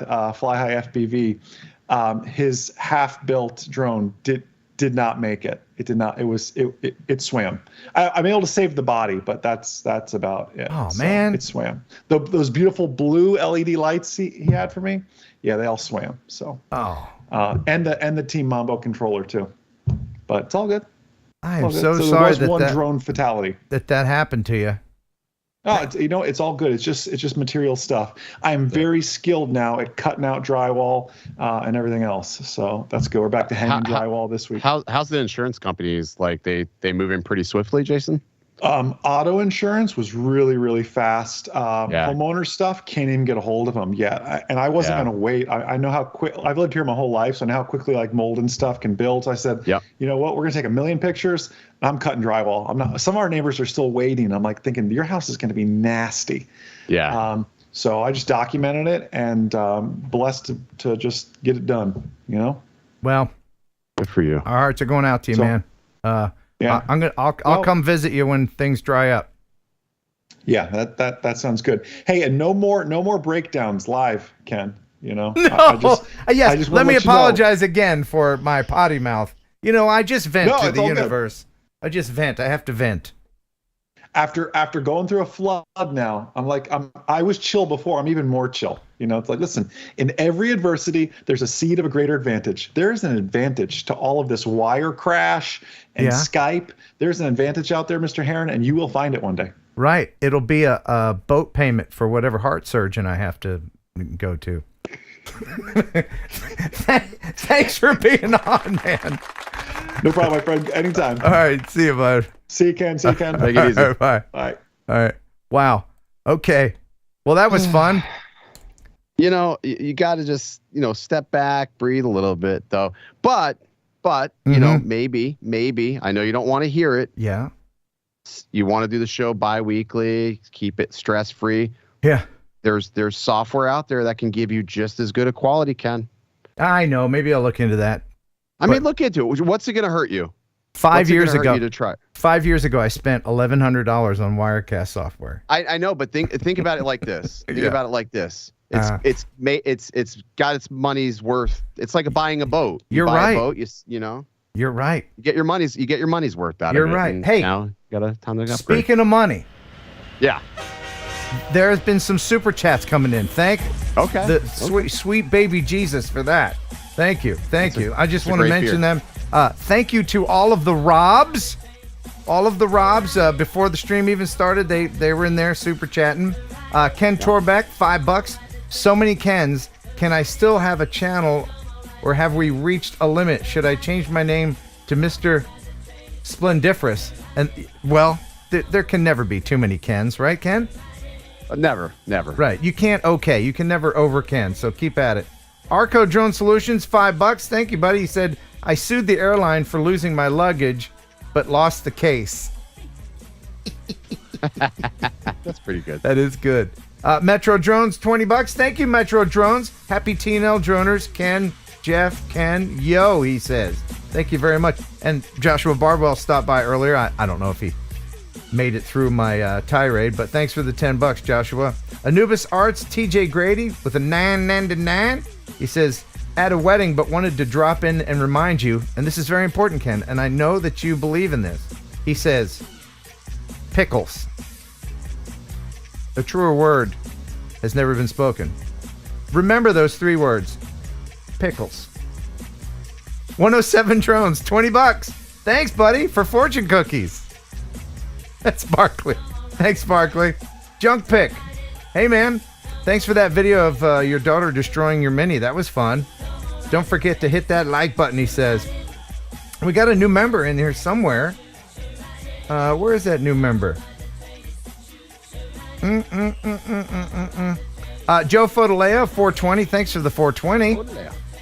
Fotaleo. Choo Choo Mofo. Avata. Ken, you were talking before about the Avata and how it's dividing people.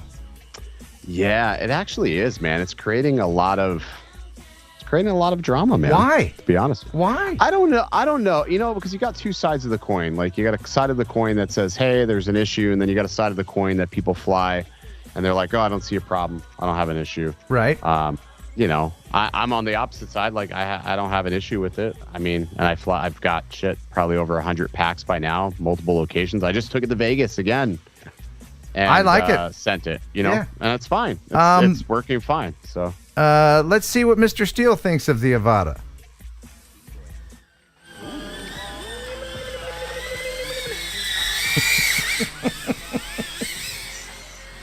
He's just he's a savant.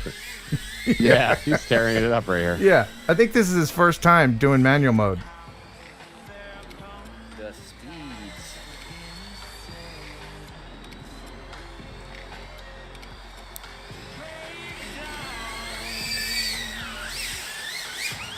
I mean, come on. Yeah. So if you think if you can't like freestyle that. with it, yeah, you can. Error controller limit was reached. I also can't go very high because apparently I live close to an airport. Didn't carry enough speed on that one. Thought I had a little more mass, but I did not have the mass. What do we got? What do we got? What do we got? Full throttle roll! Ah! Okay. What do we got on the orbit? Will it do a good orbit? Oh, the yaw is real sensitive. Look at that. All right, we're locked in a little. That's good. Honestly, pretty good. Does anybody not believe that this is Yavata? Watch the love tap. Dink! Gotcha, bruh. Alright, so we just flew it with this. Obviously, it's perfectly capable of all the freestyle things. But what I know most people are here for, because I know most people are all about that eggplant emoji. The dildo. Tell me it doesn't look like a dildo.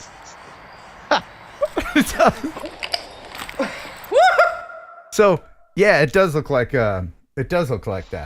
It does. It does. Now that he says it, now I can't unsee it. Thank you, Steele. Yep. And I did enjoy that audio of him. That's a hell of a soundbite. Yeah. You know, he flew it like exceptionally. I mean, like but he's been flying for a while. He can do those things. He can, you know, obviously he was able to lock it in. I mean, and it's totally capable of everything that he just did. But obviously you're going to get adverse effects. You know, it's not ideal. Like, would I want to freestyle it? No, definitely not. But yeah, it's absolutely capable. But I think for like the vast majority of who are buying this is their first like Cinewhoop. This is their first Cinewhoop. Yeah. They're probably not going to do half of those things with it. They're just not. Right. So I think DJI is playing on those odds. Like when they sell it, like probably a lot of people aren't going to put it in manual mode. They're right. just not. But he also used he used. He did use the dildo. I call it the motion wanker. Do you fly it with that? Do you use it at all? I tried. I don't like it. And like I was flat out like even in my video, like on the first impression, they wanted us to use it, and I was just like, I'm not using it. They wanted that to be a conversation. I said, I'm just not. I don't use the wanker. Like, it's not even going to be a part of the conversation. I'm going to gloss over it. I'll try it, but it's not going to be like, I'm not endorsing that because I don't really like it. I see a purpose for it for very specific people. Absolutely. But I don't like it. Yes, if you have problems with your hands, maybe you just have one hand. Absolutely. Hell, you could tape it to a stump and fly. And I mean, but it's cool, but it's not like, I wouldn't say it's essential though. No, but I appreciate the technology that went into it. If anybody remembers the FT Aviator, we've come a long way, haven't we? Do you remember that thing? Oh, how could I ever forget? I'll never actually. I'll never forget the series of events that followed when you reviewed it, and then it was re-reviewed, and the sound bites from everything that occurred from the FT Aviator. I may have destroyed the FT Aviator. Yeah, I may have done that. Yeah, no, I'm pretty sure you single-handedly did. Yeah, I kind of proud of that. I took that thing to the dentist office and had him X-ray it because I knew it looked like shit on the inside too. I mean, when I think about like if there was ever like a you sunk my battleship, that was a you sunk my battleship moment. There was no coming back from any of that. Well, it was just a terrible thing, and I didn't want anybody to waste their money. Same thing with X Dynamics, though. How did that go when they came out with the second one? They were just like, no, you're not even going to get a chance to breathe or smell this one. Yeah, but it's a pretty drone. Oh, yeah, it's pretty, but it flies like shit. Jen Barnett became a new member. She's asking, do you know who that is? No. That's my girlfriend. What are you doing? Oh, is it? She's watching. I think, yeah, that's her. Well, welcome. You've got all the privileges and rights of becoming a member. Congratulations, Jen. Thank you for There you go. Yeah. And Ken Torbeck, $2. Thank you, Ken. Again, right-click on their profile and add them. If you would like to become a member, you can also gift a membership, and YouTube will dole them out as needed for people who participate in the channel and everything. Picture me this, $4.99. Thank you very much. How does someone get a drone pilot license that allows more freedom in flying? You can get your certification from your 14 CFR 107 from the government, and you can do certain things like you can go within 400 feet of a tall structure. You can go 400 feet above that. What other superpowers? You can see through walls. I think right. You have the power of invisibility. What else does the certification give you, Ken? You're like a chick magnet. Total chick magnet. Yep. You're like the Maverick, you know. That's right. You have the power to turn off street lights just by looking at them. That kind of thing. Yep. I hope we answered your question. Look, Mom, a drone, $10. Thank you very much. It says, thanks for your time and entertainment. Please don't quit the Thursday show. Love the show. I say things I don't mean sometimes. I'm not going to stop doing the stream. Unless saying I'm going to stop the stream invokes more super chats, in which case I'm done with this damn thing. Shandolamite? Reverse marketing. Right, yeah, right. Nobody's believing that. I've been doing it for over 5 years. 420. Raz time, huh? Yes, absolutely. And 10 toes. Thank you very much. 10 toes. Says, here's the Wirecast. Eric Swanson, $4.99. Keep up the good work, Ken. Sorry about Skype. Stay cool, man. I'll try to. And Colezilla with $10. Thank you very much. Get some nice software that makes you feel good using it. And don't ever stop TNL. Mudball Creative. Thank you very much. Genesee, who's not from Tennessee. Genesee is thinking about moving to Tennessee, but she's in New York right now. Thank you very much for the $20. My goodness. Love all you guys and gals. Happy fall flying. And the Grumpy Vlogger. Grumpy, are you still running for president? You got my vote, buddy. $10 from him. Here's to help you with your blood pressure medicine, Ken. We all enjoy your tirades. Yeah, I guess it's fun to watch the NASCARs crash once in a while. Cliff Combs, Cliffhanger Photo 333, not just another Ken. Thank you. And To The Max 525, thank you very much. Well, it looks like there's a train here. Let me go ahead and play some train music. D&D, I wasn't ranting about that. Just to be clear. Oh, you weren't? Okay. No. Okay. That wasn't that. And To The Max said, don't forget about the DJI Mini 3 Pro DJI Assistant bug. Have you heard about that? Say that again. There is a DJI Mini 3 Pro DJI Assistant bug.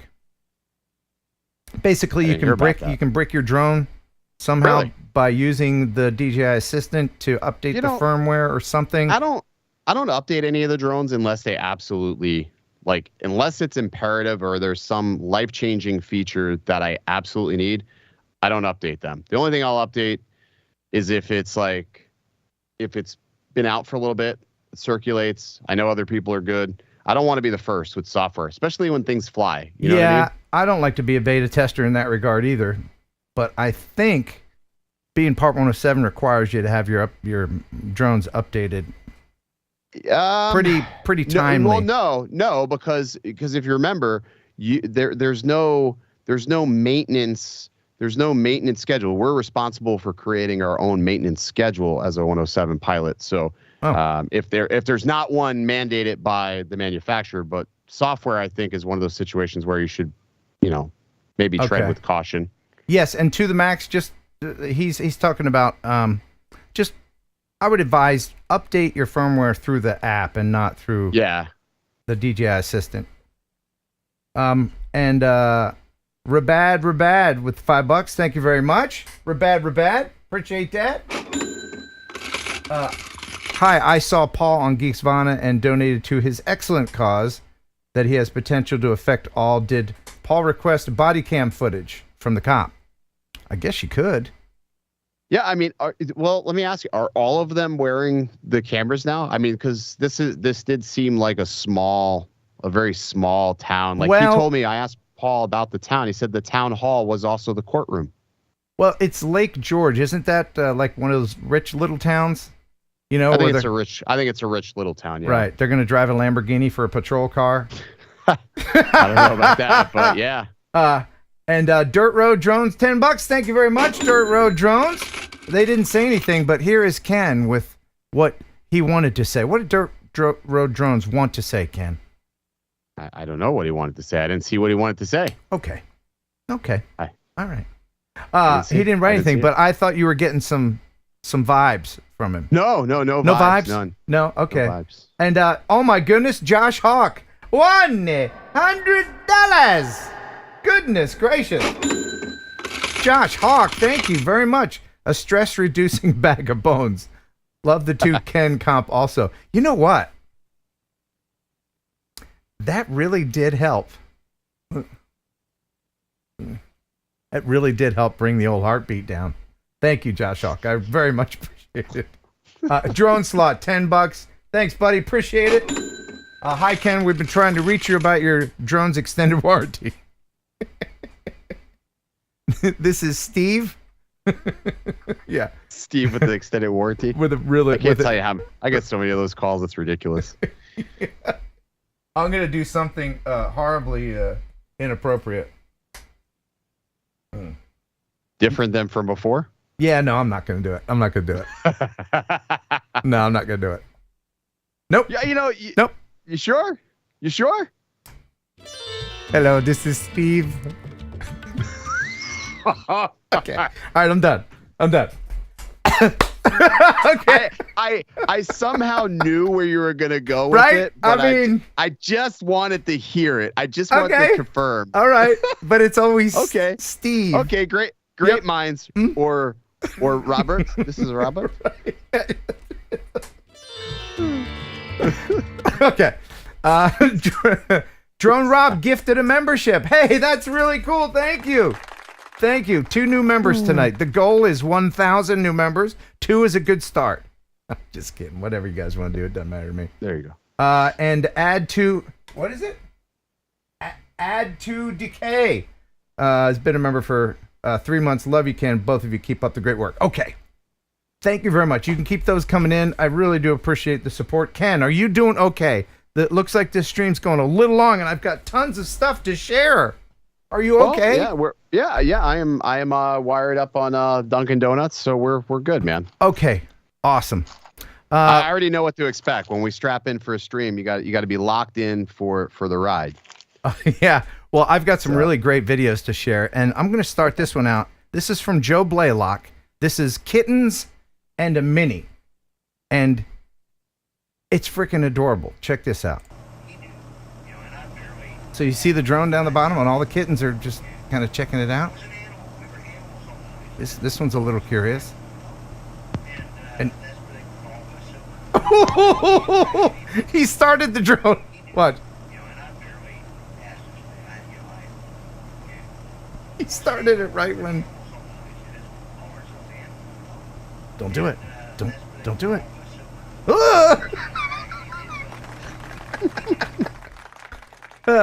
How do I hate cats but love kittens? I don't know. I think it's like a different thing, you know. Yeah, kittens are just different. Yeah. Oh, the viewer video of the week this week is really very creatively done. It's like a little documentary. I loved it. Okay. So let's start out with an Avata yaw malfunction. Let's do it. Here we go. Yeah, this is from Josh Hood, by the way. Thank you, Josh, for sending this in. All right. And he says, hey, Ken, Avata blew off a prop over an abandoned building. Screws left in the motor, but not one piece of prop remained. Local fire department couldn't assist without property owner assistance, so put the old P4 to work. Only had about 30 seconds to do the lift before the counter swing took me down. So he crashed his Avata and retrieved it with a Phantom. It's a cool little property. Yeah, I'd say so. But he didn't make any real dramatic moves or anything. He's just coming up over this. Watch what happens.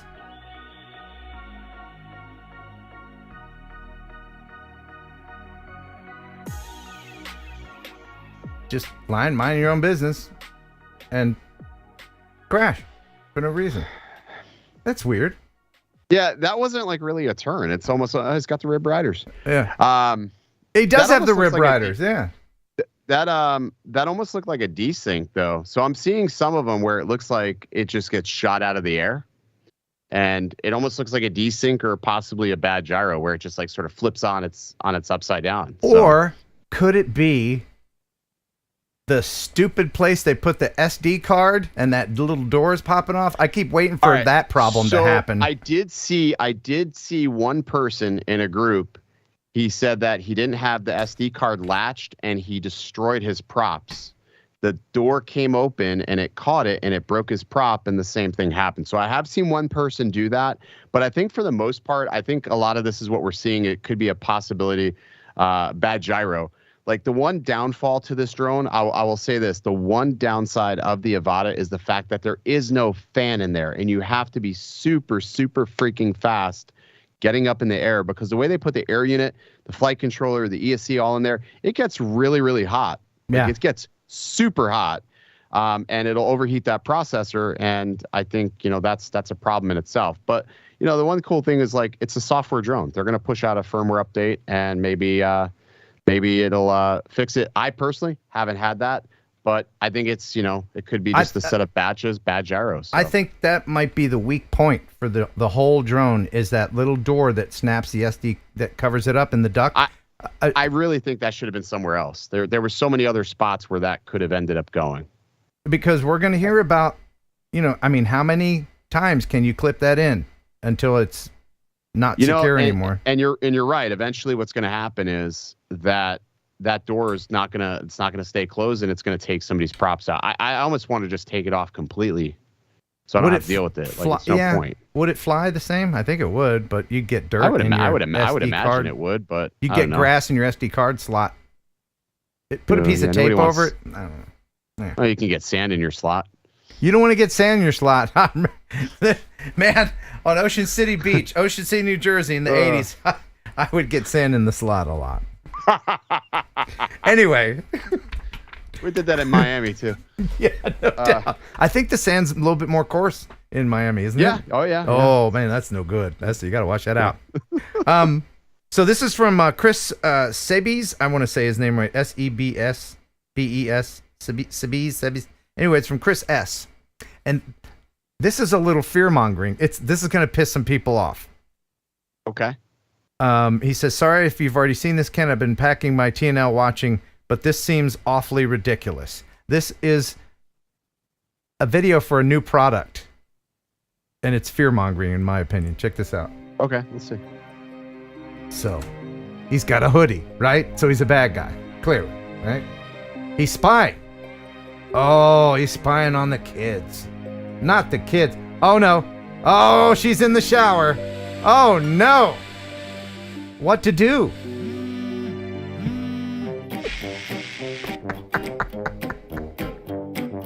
Oh, man. Oh, he missed a good shot, too.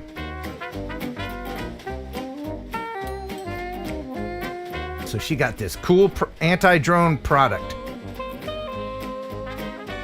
You just put it on a fence post in front of where you shower in the window, and you're good to go. Your thoughts, Ken? What the fuck is that? Right, that's what I'm saying. Why? Why? Let me tell you, the first time, if like because doing real estate, like people always come up to you, and because you got to, you're just doing your job. The first time I would ever get taken down by one of those things would be the last time, because I would literally find it. You take my drone, I'm going to take your Zanger down. I'm going to rip your Zanger off a freaking wall. Yeah, he's going to put sand in your slot. Yeah, that's the equivalent of putting sand in my slot. I mean, that I don't understand how. Like, what else would that affect potentially? Because there's a lot of other reasons why a drone would possibly being there. Could you imagine? Let's say there's a SWAT situation, a standoff, and a Zanger takes down like a police Matrice 300 or something. Oh yeah. Could you imagine a 30,000? Well, you could imagine. You've taken one out, so you know. Yeah, that's true. Yeah. I mean, but that feeling of seeing that thing hit the ground, like. Oh yeah.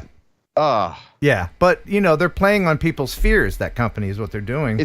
It's crazy. I don't think it's like that. I mean, the vast majority of people are not using a drone to spy on somebody. I mean, it's not.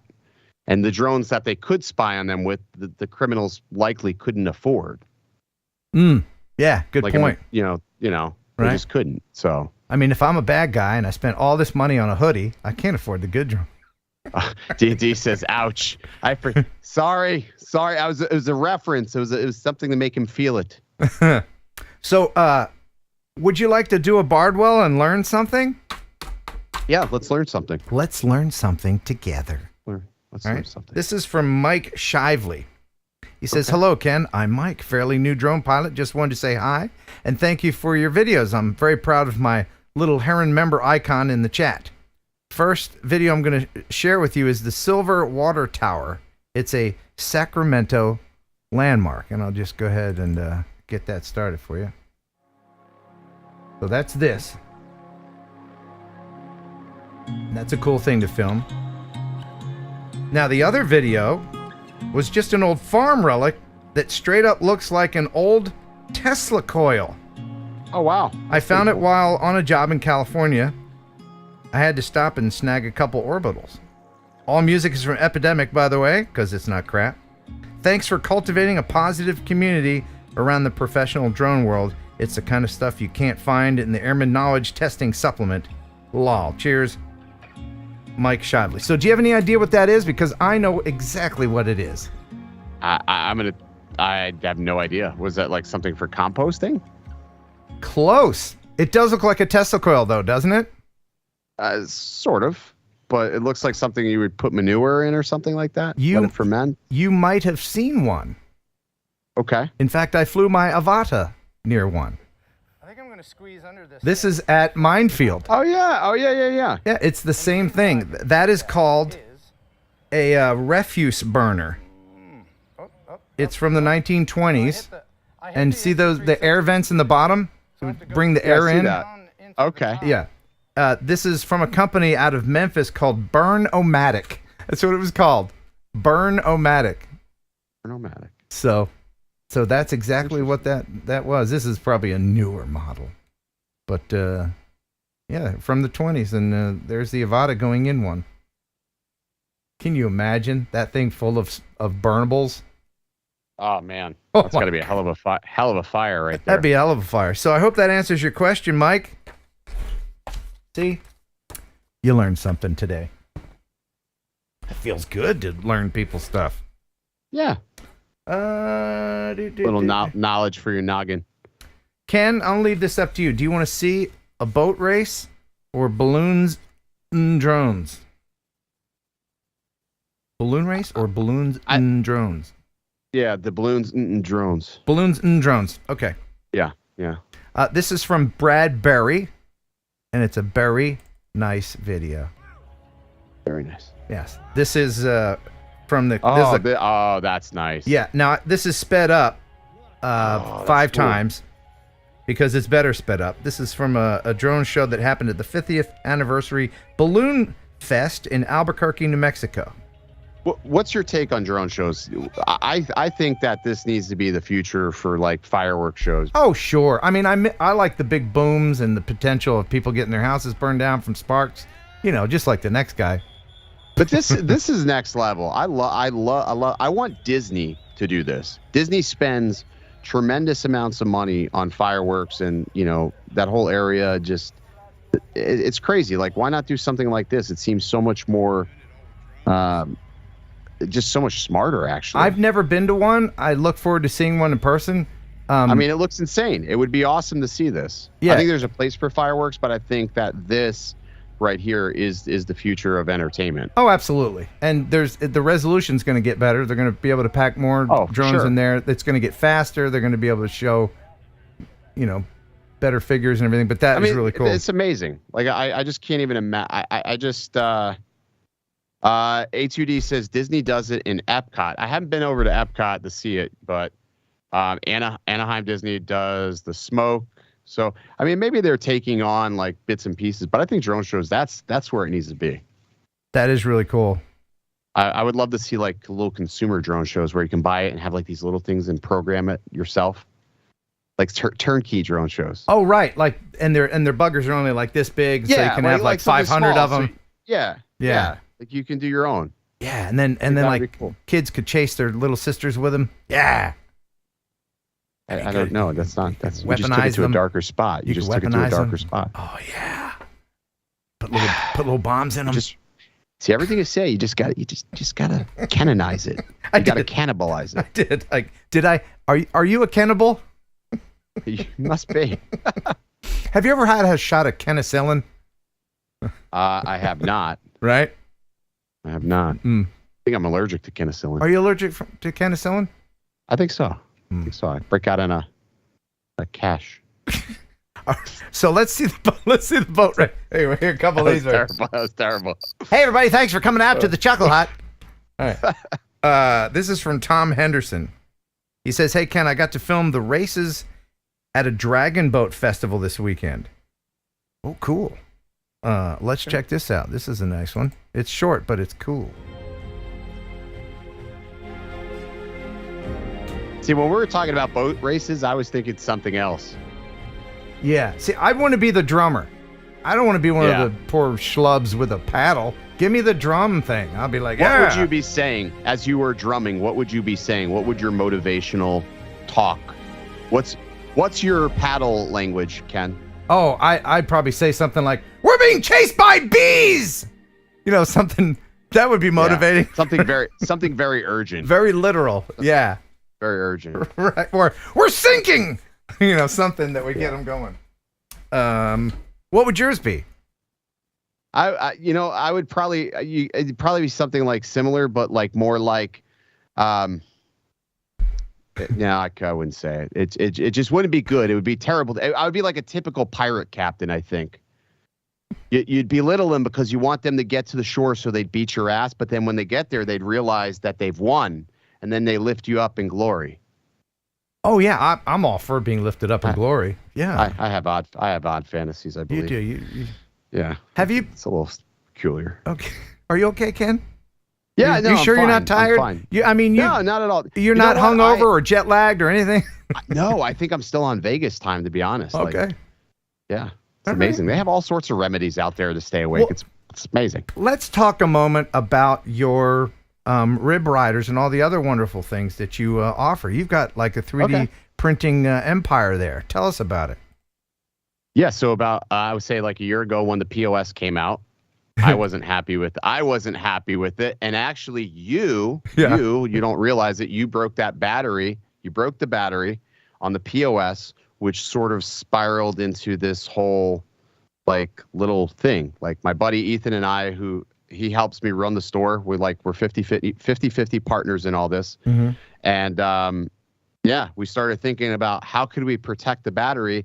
And we went through iteration of like this design, finally figured it out, called it the battery, or Kelly coined it the battery condom. Yeah. And it sort of stuck.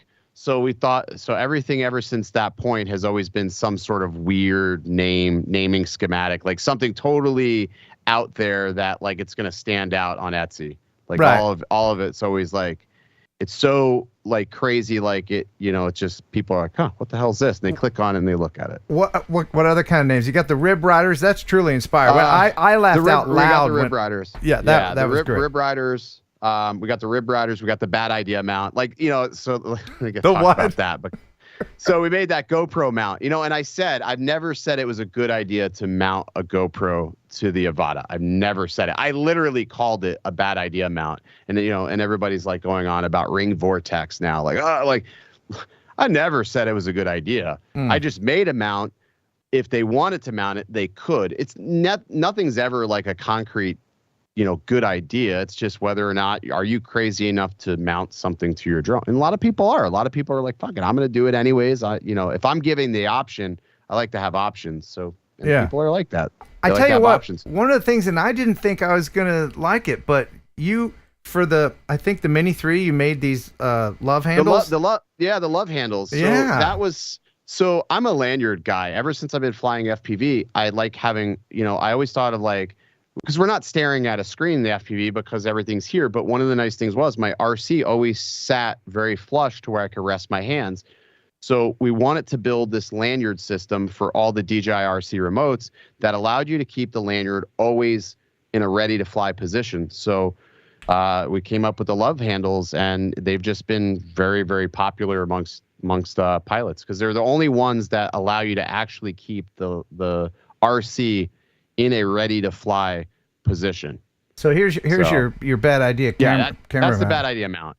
Okay. And I mean, it's depending on what you mount onto the top of it. It could be a bad idea. It may not be a bad idea, but it could be. You know. And there's the Rib Riders. Yeah, and a lot of people they combine both with it, and you know they it gives if anything it gives it a unique look. So, and I built everybody like. When I first saw it, I was using Barkley's yellow ones, and at first I thought, "Are you trying to make this drone look like a flower?" I had no idea that there were bumpers. I was just like, "Well, that's pretty," you know. But in addition to the whole keeping your ducks in order, keeping your ducks in a row, you can see it. You can see a brightly colored one like yellow. Barkley uses it for visibility. Yeah, a lot of people use it for visibility because, like, if you go down in tall grass. Turtle mode's not going to save you. It's not, there's no coming out of tall grass. It ain't going to happen. Have you ever gone down in tall grass? All right. Good night, everybody. Thanks, everybody. I have a few times. You know what it is? I'll say something and then I realize almost immediately, like, I just walked into it, like, every time, man. Every time with you, dude. Oh. The dildo. All right. Okay. You know what? We've been going long enough, and I can tell you need some sleep. Shit. I need some sleep. I got to get up at 4 a.m. and do a radio show tomorrow. You got to get up at 4 a.m. I do, yes. So let's do the viewer video of the week, which is just fantastic. And the winner, of course, is going to get some Freewell gear filters from freewellgear.com. That's right. So the winner this week is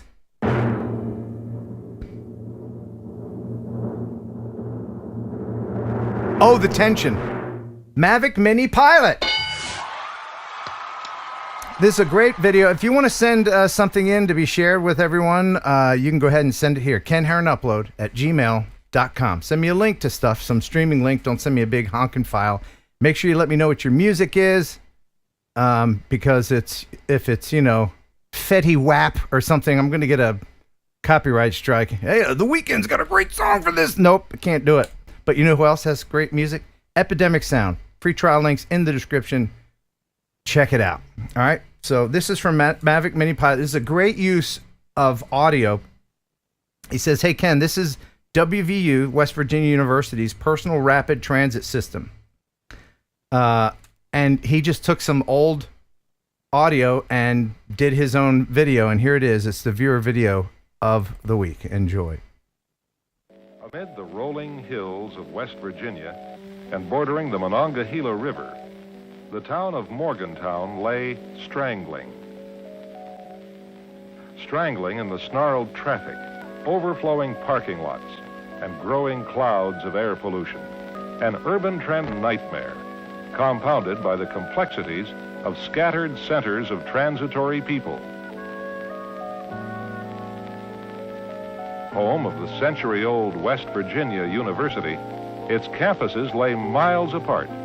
The main campus in the heart of downtown Morgantown, 6 schools and colleges on the Evansdale campus, and the medical center with its 4 schools and teaching hospital on yet another site.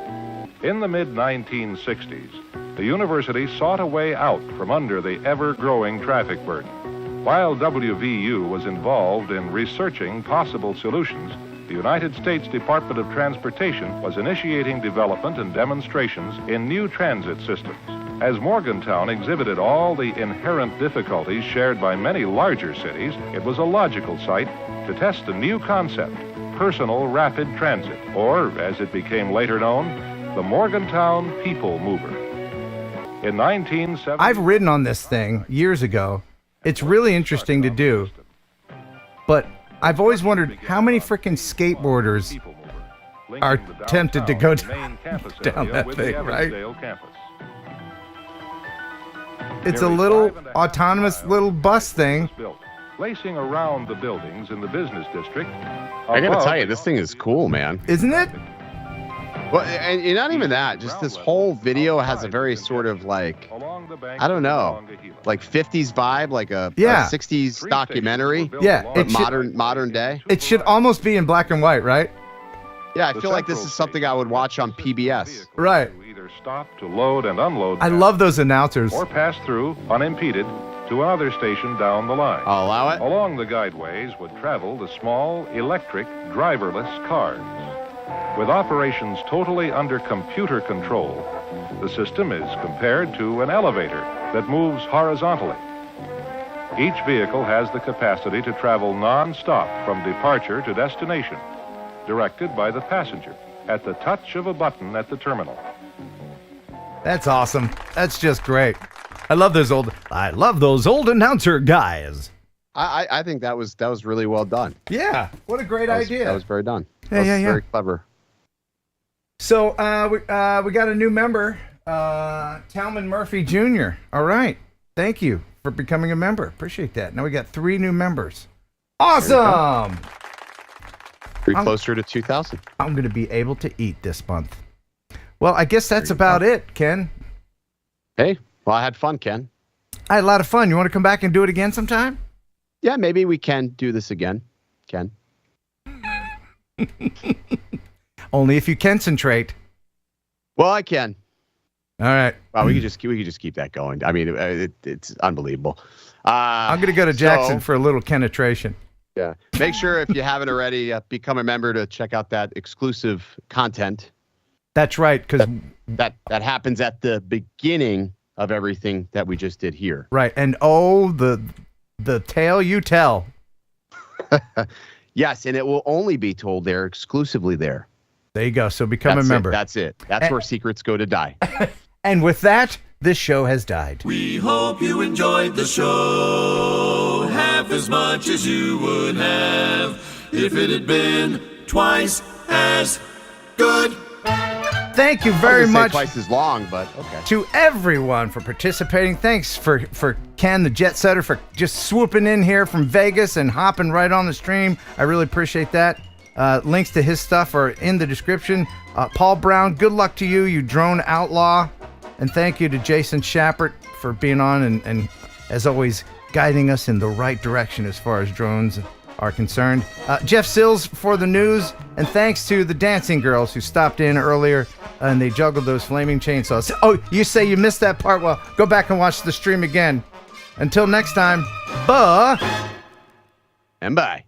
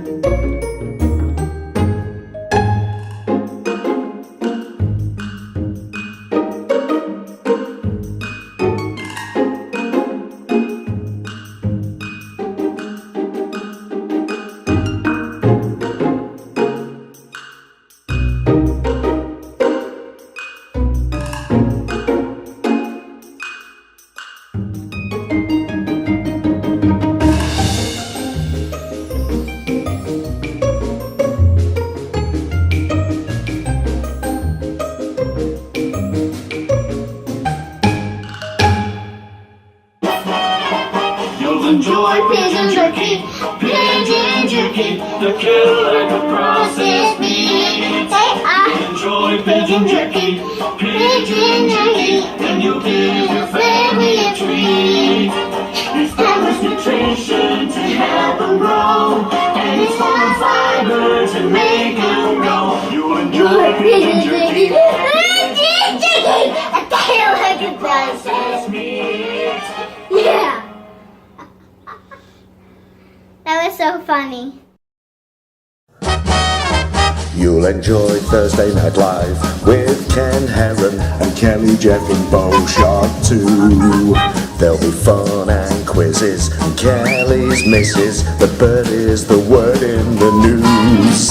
It's the #1 live stream, it's got pizzazz. There's only one rule, don't fart in the rats. If you think it's funny, super chat some money, 'cause TNL is here for you. Yeah!